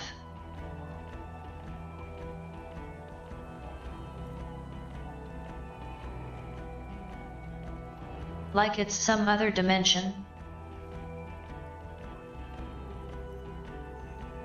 As displayed in the station call, our interactions with him, and I don't want to be a snitch, but also mine with him before when Harry did not seem to know who I was. It's all very interesting.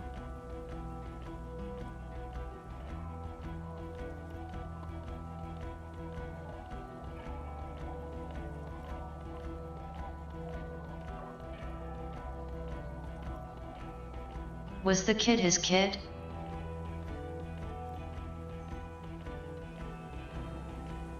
Was that a show? I'm a little confused. Interesting? Yes, interesting. I have my theories, but I would like to hear Harry's thoughts first. Harry, what do you think happened to you? Neurologically, psychologically, and why not socioeconomically? Not when you phrase it like that, but I don't think critical theory. I know everyone thinks this is far-fetched pink academia, but still, I don't think You think I'm that so should be poor off I the lost table my here. memory?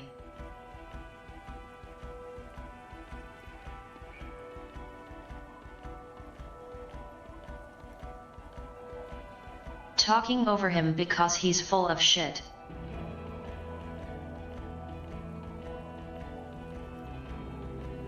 What?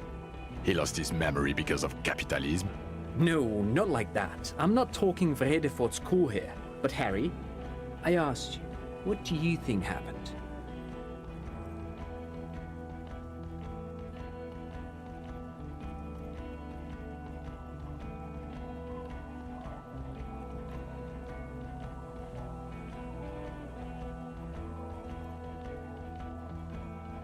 He is. He's getting better. And I can confirm that he drank a lot of alcohol prior to it happening. I believe he drank. People do that, especially this one. What they don't do is forget their whole life because of drinking. But Detective Vigmer, he has blanked out before. Yes, a couple of times. After some of the more serious benders. One was after the two drunks case, the other when we looked into that mural.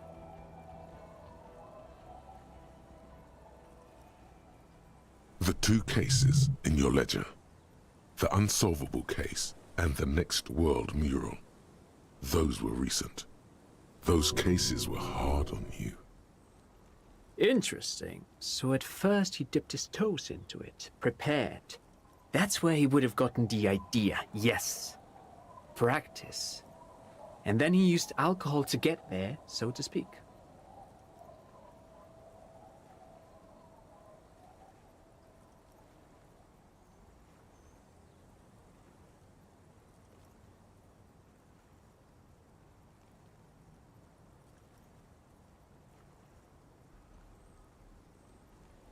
You mean getting blackout drunk was training for intentionally giving himself amnesia? What do you mean? Well, here's my theory. What if this is an absolutely normal reaction to the world we're living in? What if this is not a significant anomaly at all? Something to be explained, approached as a defect? Look at the sensory input here. Look at the ruins, the neon. Listen to the radio, the multitudes, the people. Live here for 40 years. As a police detective, he's like a magnetic reader on the world tape, to borrow a known metaphor. Harry's been pushed flat against it. Total input.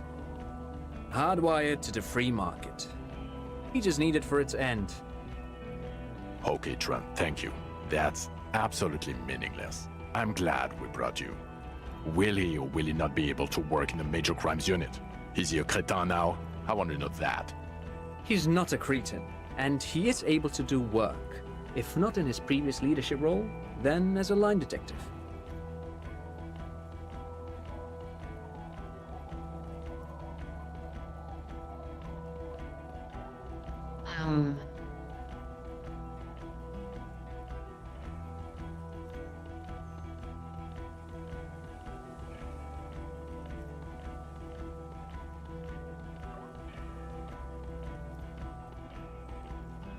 Kind of leaning toward you guys suck. Kim's my best friend now.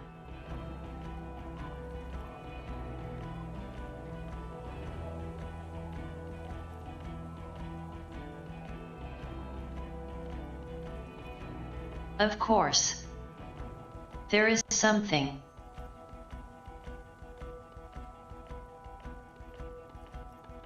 I should have taken a chance.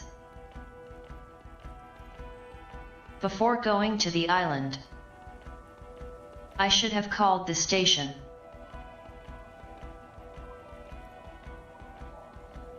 Started asking about this Madre stuff.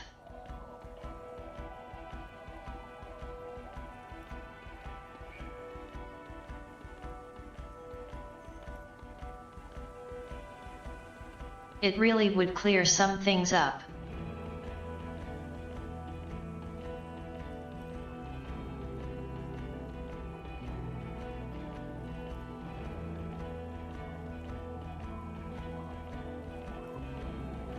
No, Harry. Fuck you. You already fucked us. I've already explained this shit to Price twice. To Berdyayeva 4 times. I'm your partner. I answer for you when you're not there. When you clocked out, I became responsible for your cases and your special task force.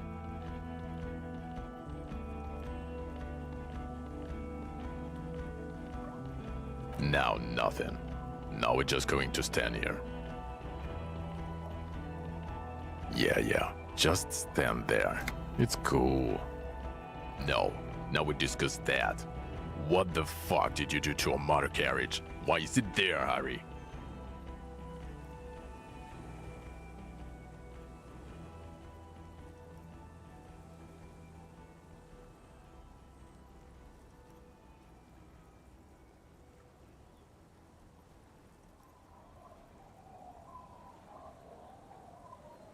So refreshing. He just admits it.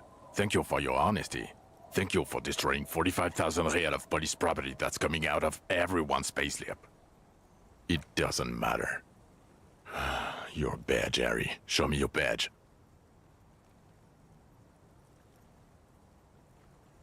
In a rush to demonstrate your badge, your eager fingers can't sustain a grip on the smooth plastic, and the badge slips out of your hand.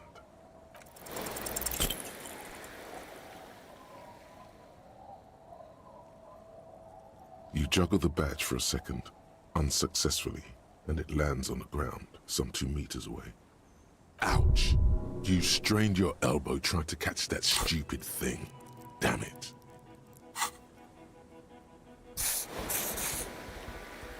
He found it. He found it, Jean. It's his badge. And your gun? As if having your badge and gun are natural states, not achievements.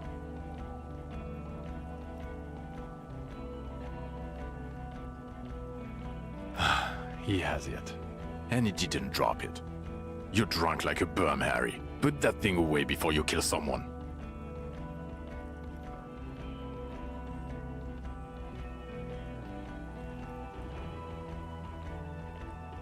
I don't buy it. Why do you smell like a corpse then, huh? He's wounded. It's been a long week, and he's handled an actual corpse.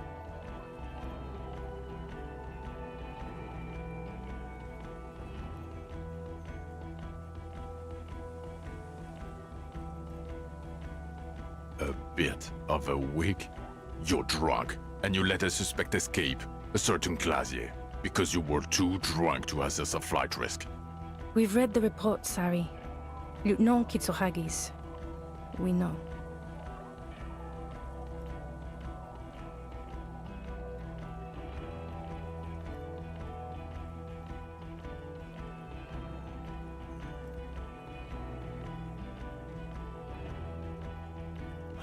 Well, if she was specially trained, I'm not even gonna get into the other suspect, the one who shot herself in the head.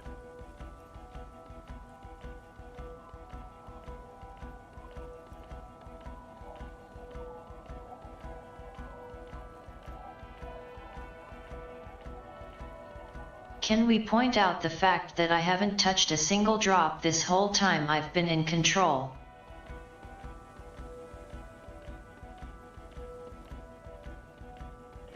Or the fact that you're Everclear's little peony now, doing I don't know what for him. That's small-time stuff. That's nothing. That's a humorous anecdote.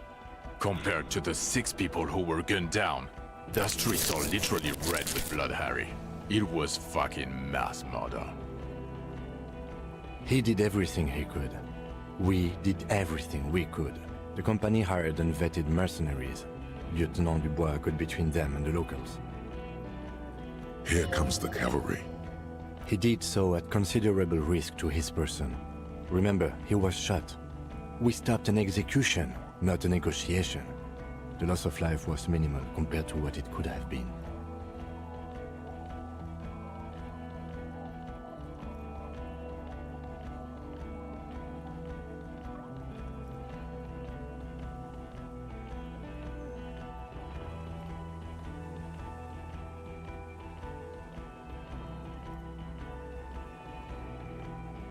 Detective, it's better if I do that.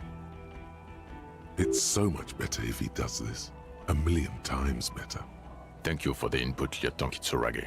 I didn't mean to suggest you didn't handle the situation. He thinks of apologizing, but decides against it. You've spent the week with him on this case. What is your take? On the case?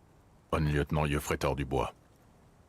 Well, the drinking, the gun losing, also losing the badge. That's all true. Although he has not been drinking on the job this week. See? 1 week. Then there's the boring cop issue. Despite all the obvious and almost grotesque mannerisms and sartorial choices, he still insists he isn't characteristic enough. It's worrying, especially considering his political views.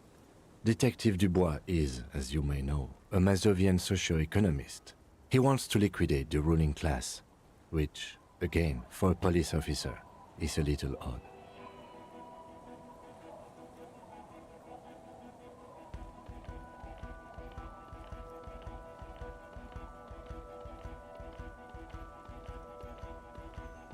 You should yell something. Yes, let's let the big boys talk. And then there's the motor carriage in the sea, something I was not present for. But despite all this, he is a great detective, one of the best I have seen, in fact. He can talk human beings into telling him everything, and he doesn't stop. In all the time I've spent with him, he has not once stopped pursuing leads, however far-fetched and tangential. He is tireless, madly driven. Very tangential.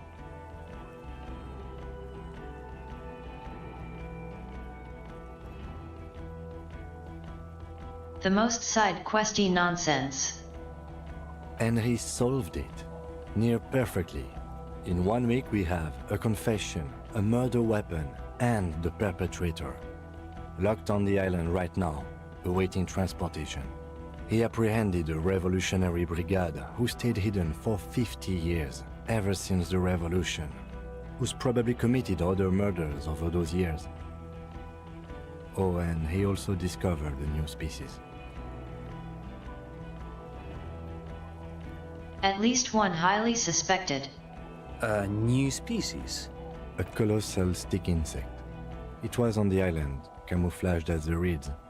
It unfolded from the reeds. I think we may be dealing with the Insulindian phasmid. He takes out the photo and shows it to the officers across the yard. Thick white snow falls all around you. Flakes stick to the glossy photo of the phasmid. You hear gasps beneath the howling of the wind. As you can see, it's about 3 meters tall. In fact, we think it may be the largest land invertebrate ever discovered.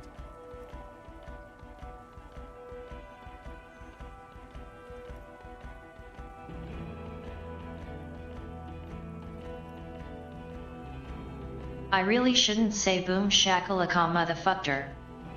But I want to.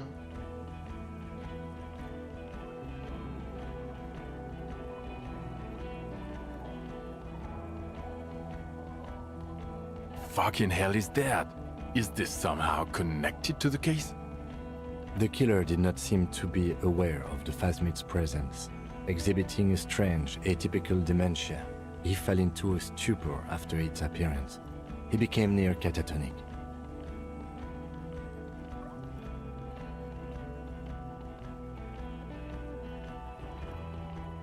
So it is connected. I must say, this is absolutely extraordinary. I don't even have words for it. Yes, it really does make it hard to fire the drunk. This is a very, very sad man who has just seen something that's made him forget his sadness. Now you make your case. Now is the time. Now or never.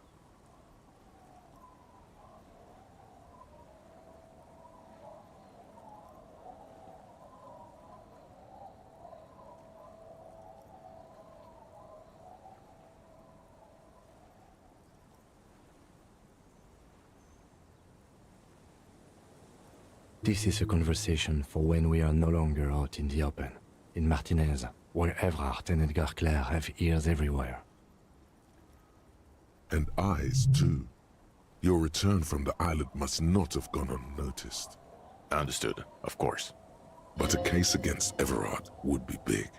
I would prefer not to partake in anything union-related, for political neutrality. Lilianovich. A revolutionary matronym. The custom started in Grad, where they have patronyms, Krasovich, Lasovich, etc. The revolutionaries saw this as a chauvinist atavism, so they used matronyms, derived from the mother's name instead. This man's mother was Lilian, his Lilian's son, Lilianovich. The custom was overturned after the revolution failed, but not before it made it to Revachol. So, it is what a soldier of the ICM would be called. Thank you, Trant. Thank you for that piece of cultural theory. You said you have a motive? Of course, excuse me, I just thought it was noteworthy.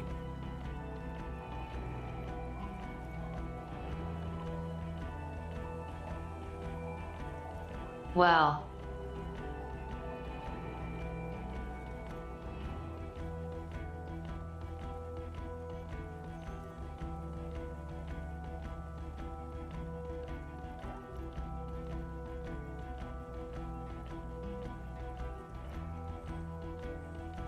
Maybe it's a little of one and the other.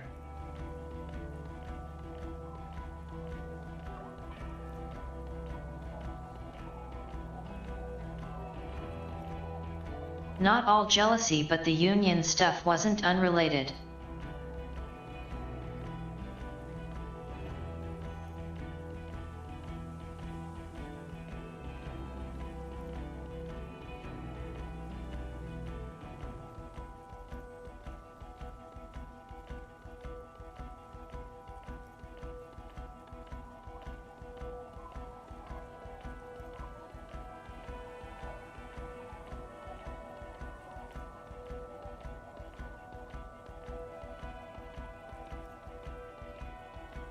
I mean, technically, I don't think he was doing it as part of some grand plan.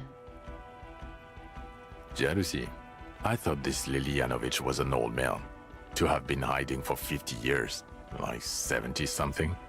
A strange psychosexual fascination, the result of spending all this time in solitude on the islands of this bay. And trauma too. He himself gave a political reason. In his mind, he had killed an enemy combatant. Also, we have a sniper's nest with full view of the room in which the mercenary died, right on the island, and 2 officers on the scene that Mr. Dross confessed to. It's a clean win. Oh, it's way more than that.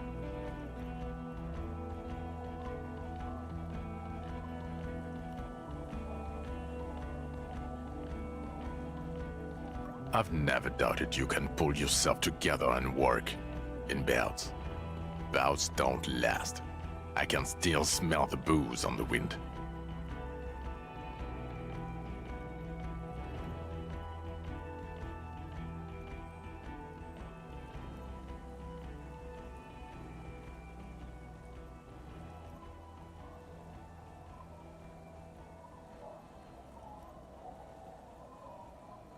One week.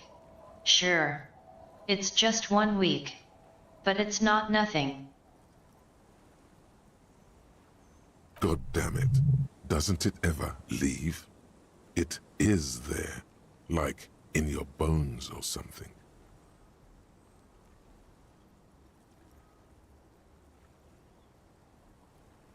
Sure, it doesn't compare to decades of drinking.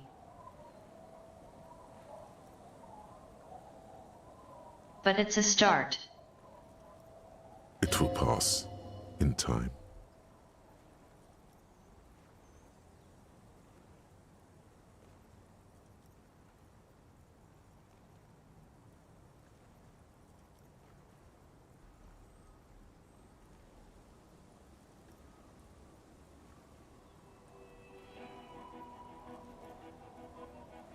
Why would I be mentioning the dead man on the boardwalk? That's unrelated to the case.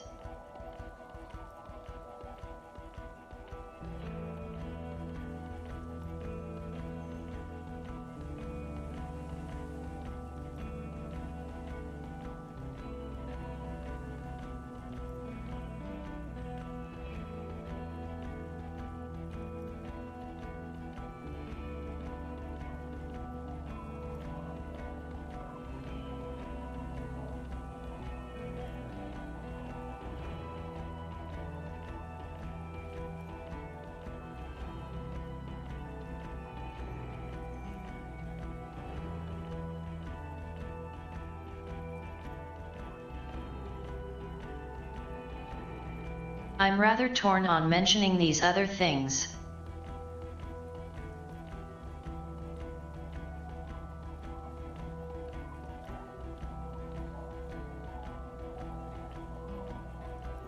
Finding the dead guy was just an accident.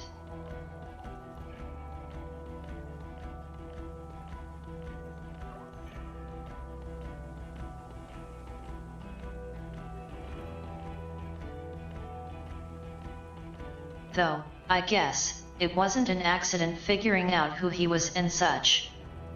Yes, yes. Fallen through a gap in a boardwalk. Drunk.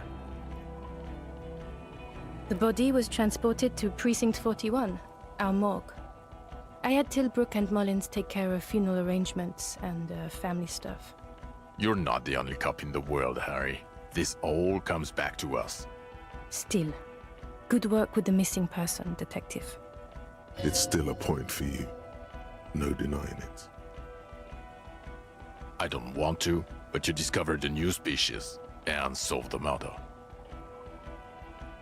So I have to. Jude. Anything that ends the trial is okay with me. Agreed. The public relations potential of this is too valuable to let go. Okay. We have vehicles in the square, and the perpetrator needs to be taken into custody. Let's go.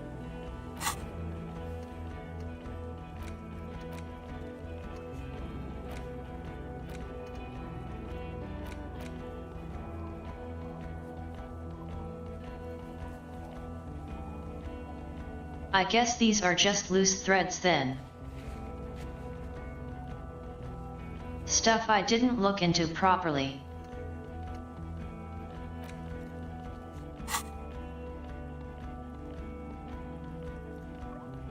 The man looks westward, impatiently, jingling his car keys in his pocket.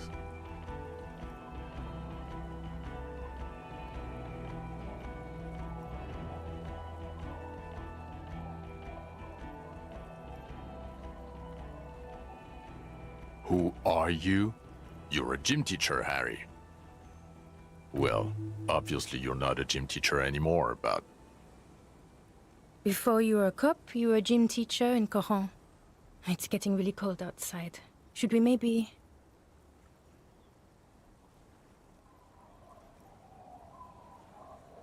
Harry, it explains everything. The running around, the jumping, the bicep girth, your inexplicable facial hair. Some of your more old-school wording choices. Your posture, even. The constant stretches. The raw, robust stamina output. Also, this guy. Just everything about this guy. And this guy, too.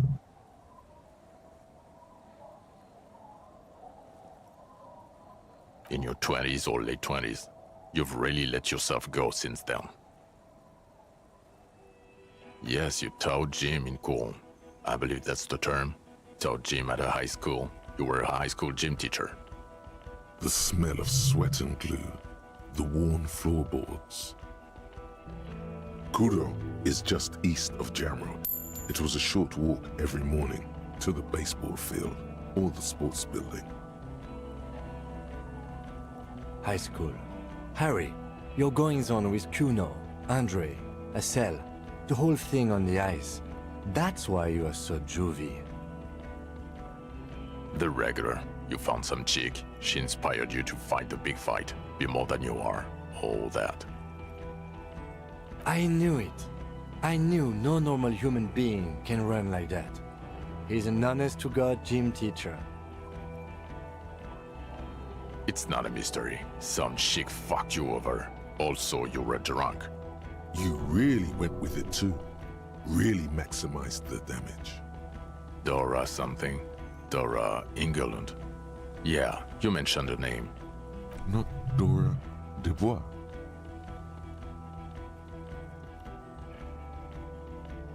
Something like that. Half Vazon. Vasa is where beautifully and impossibly blonde people come from. No one is married anymore. This is Revachol. God, I don't know. 6 years ago, she was way before my time. 6 years and you haven't gotten over it. What the hell is wrong with you?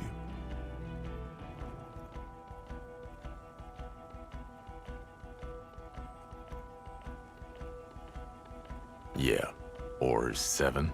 You're not doing too good there. It's an old man thing. 2 old years equals 1 normal year. That and Dora Ingerlund really tore you a new one. A big one. Incredibly bangable. She was incredibly fuckable. A beautiful bourgeois woman. Wayfish. Like a Welkin, basically. Snow Welkin. Blonde Welkin. Pain Welkin. I've only seen a picture, but it's obvious you formed a real spiritual connection with how pretty she was. One you never recuperated from. Look, the sun is about to go down.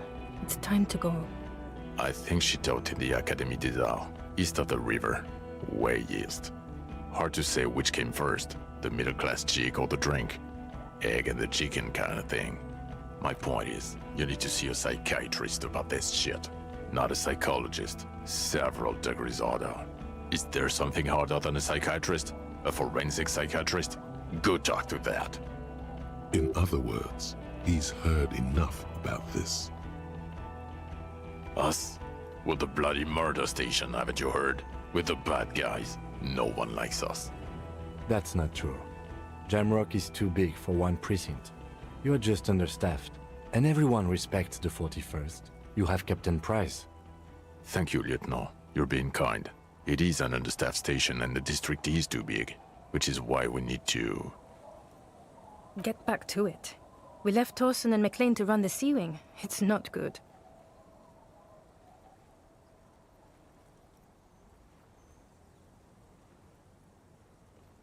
Mac the Torso Torsen and Chester McLean. They're not fit to run a wing. Believe me. Things are shaky as it is.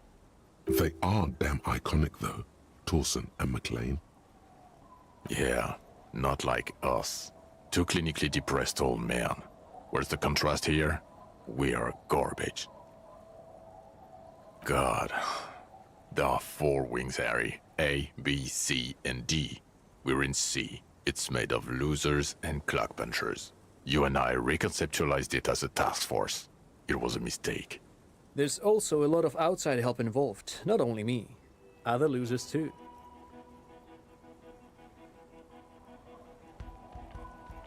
Sounds like a TV show.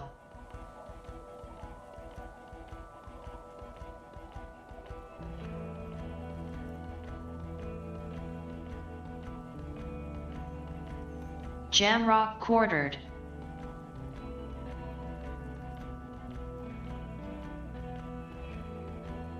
Thursdays at 7/8 Central. Thursdays. Ptolemy Price? He's the son of the old Price, one of the founders of the RCM. He's one of the most highly regarded men in the Force. You're lucky. Somewhere under the curved roof of a former silk factory shaped like a ladybird with 2 chimneys, Police Captain Ptolemy Price sits behind a heavy wooden desk. Resident medic Nix Gottlieb pours him coffee. It's silent in the captain's office. They speak of change, the city, the tension on the streets. They speak of the events of April and the blood on the streets in May.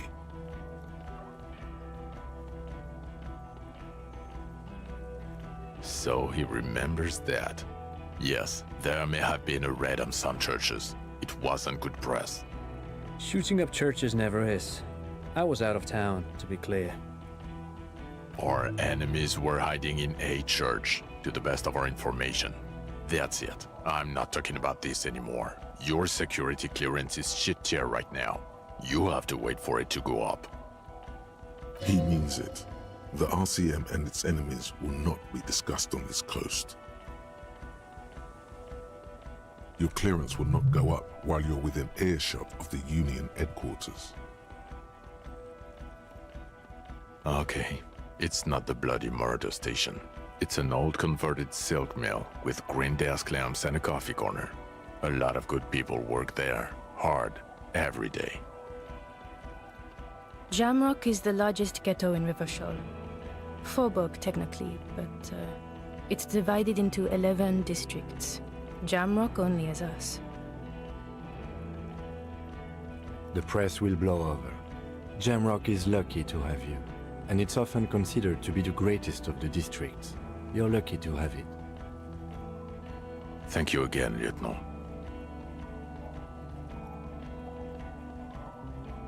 Who is Lena?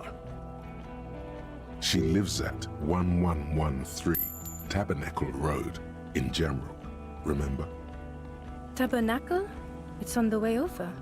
Near where you live on Perdition.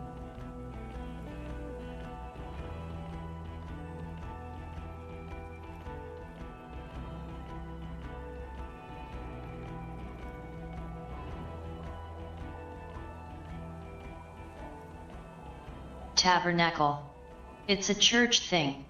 Like I forget what it literally is. But the reason I'm bringing it up, it's a French curse word. Fine, if we're gonna drop you off anyway. She and her husband were conducting the search for the Phasmid. It's their discovery, in part. They should know as soon as possible. It would do you good to deliver some positive news for a change. Watch out or she'll faint. No.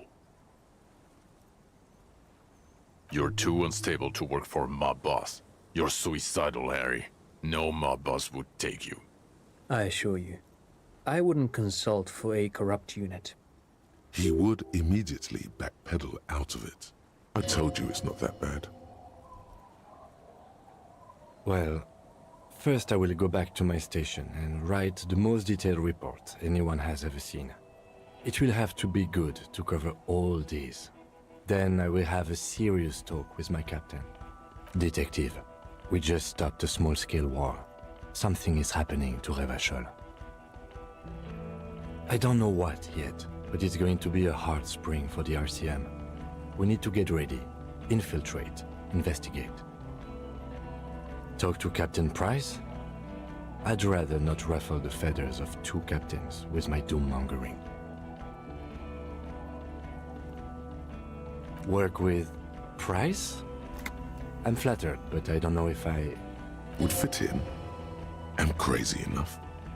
Can take the stress. He doesn't know how to finish the sentence. This truly came as a surprise to him. Not a bad one, but he's at a loss. Flattered? You're Lieutenant Kitsuragi. We would be flattered if you even considered. I would have to tie things up in GRIH first. But, I mean, whatever is coming, Jamrock will be more central to it than the harbor.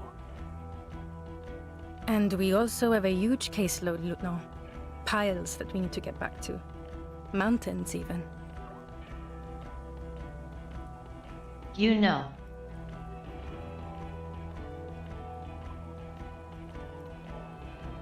This kind of feels like it's leading toward a sequel.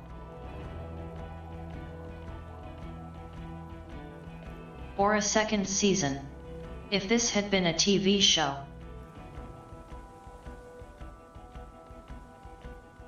Which I still think it could work as. I do like the sound of that.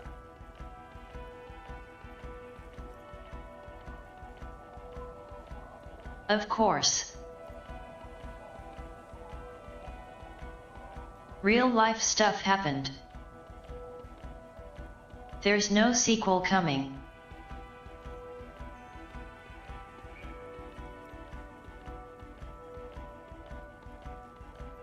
And the game that's supposed to be a sequel isn't really a sequel.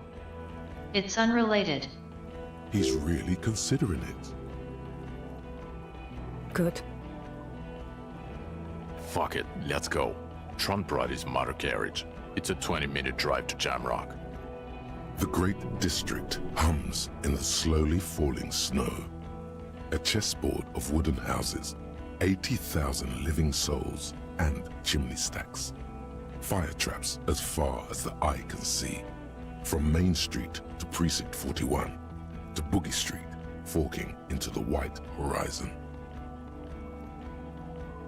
You close your eyes and hear the dogs bark.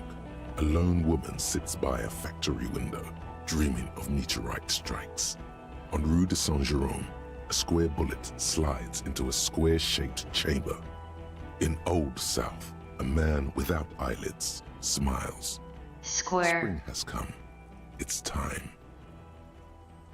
Dawson? Yes. McLean? Yes. Heidelstein? No. Vicmair? Yes. Dubois? Of course. Really? Nix Gottlieb looks up from the list. I hear he's unstable. You say that like it's a bad thing. Captain Potomny Price gestures with a ballpoint pen.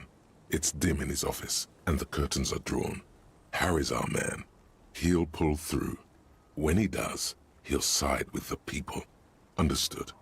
Gottlieb returns to the list. Minnow? Of course. So is this Harry just daydreaming or what? Wonderful. Then can we please just go back to Jamrock now?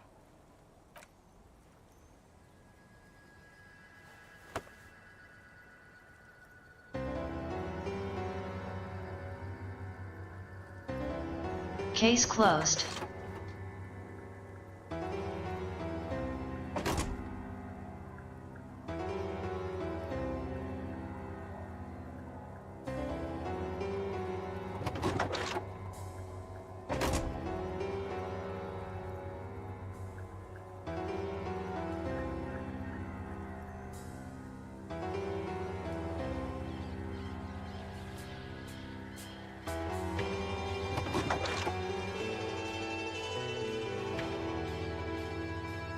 That did take damn near 3 hours. How about that?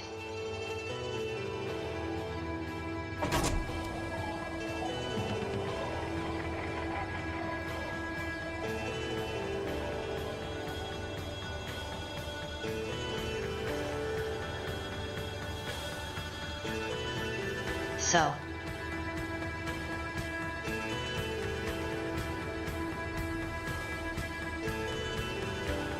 Obviously, I could have made a lot of different choices.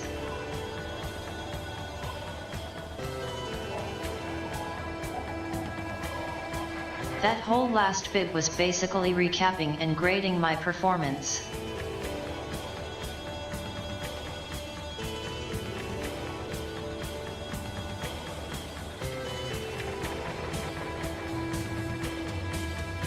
I didn't see the bebop thing.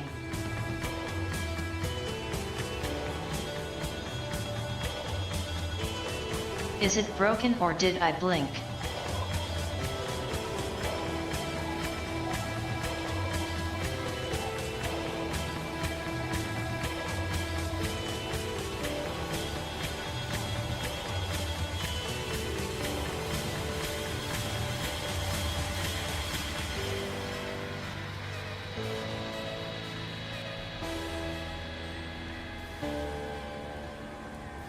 Victory dance.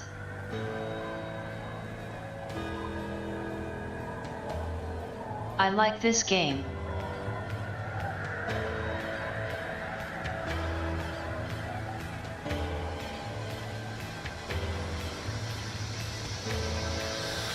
I would say it's definitely one of the better of its kind.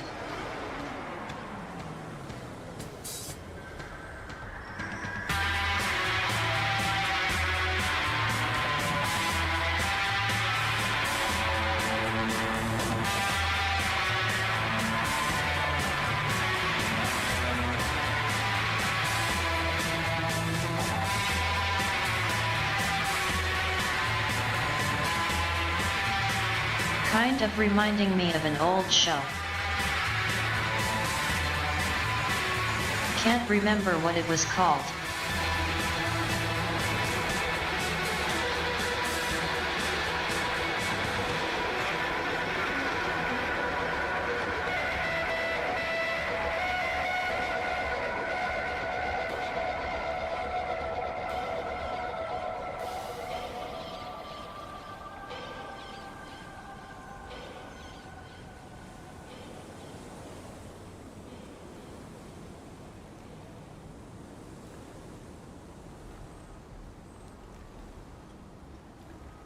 This woman travels back in time and she's just solving cases with a bunch of old-fashioned assholes who become like her new friends and family.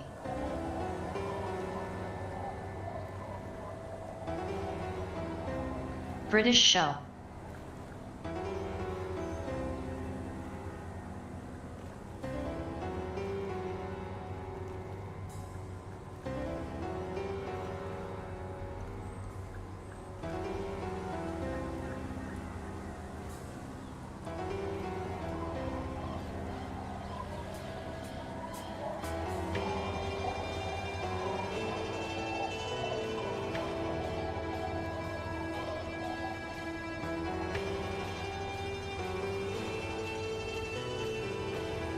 I didn't think to look at the names.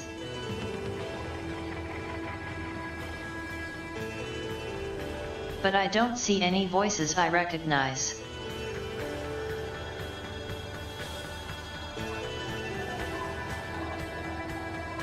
A strong voice cast though.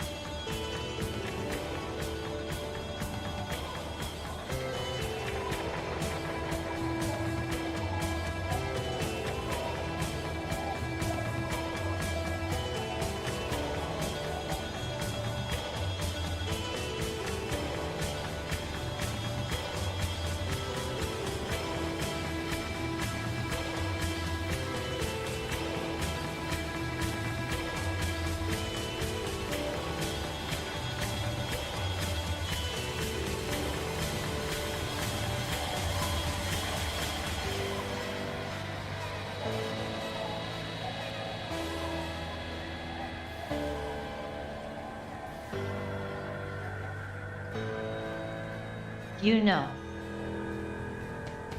I'm a little torn.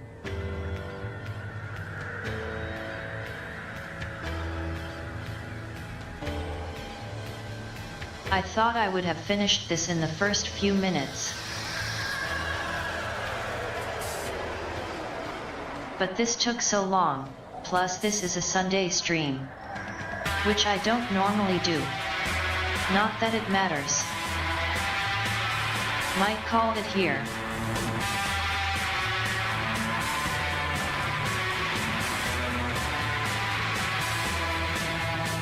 I was trying to think of ways to stretch things out. But I don't want to do another whole playthrough on stream.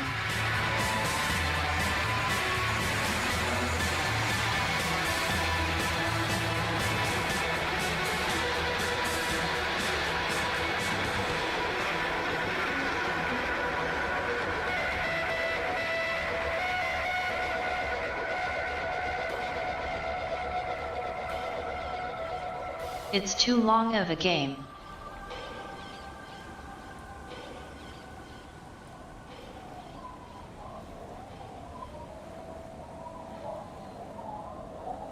Success.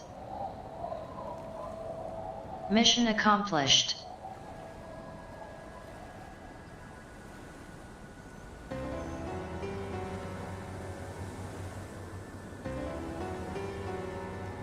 Is there a post-credits scene?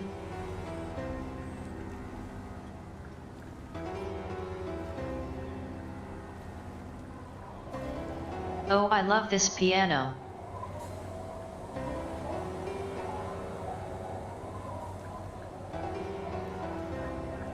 I think starting on Wednesday I will finally get around to starting Final Fantasy VIII.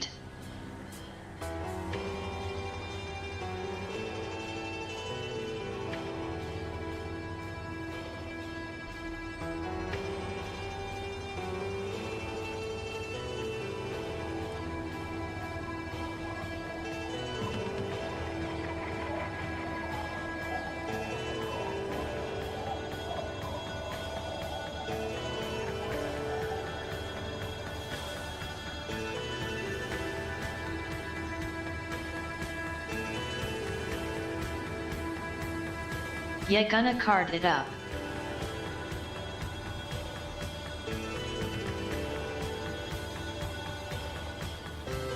Triple triad all day every day.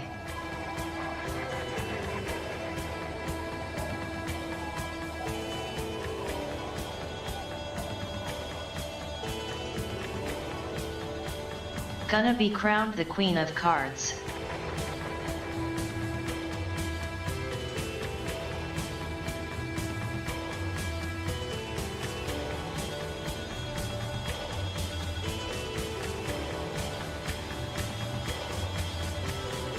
Found someone streaming Fallout 2, so we're gonna raid.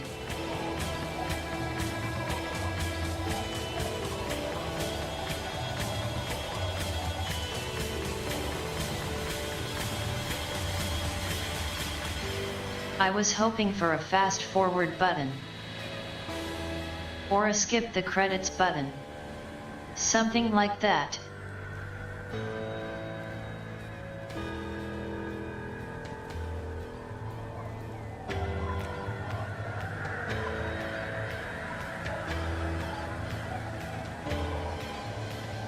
Probably no epilogue.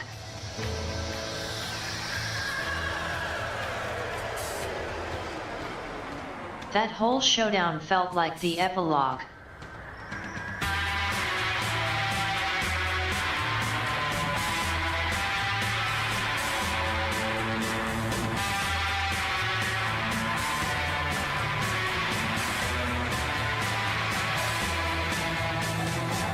Thanks for hanging out on an off day.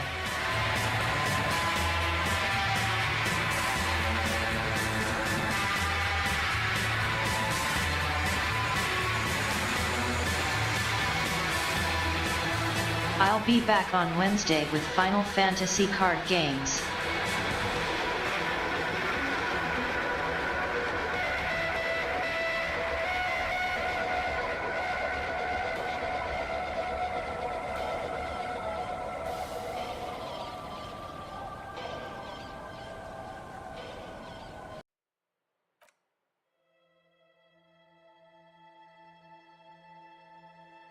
Yeah, that's what I thought.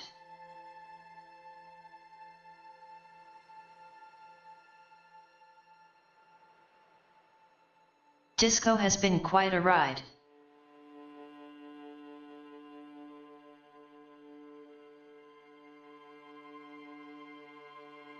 A very interesting journey.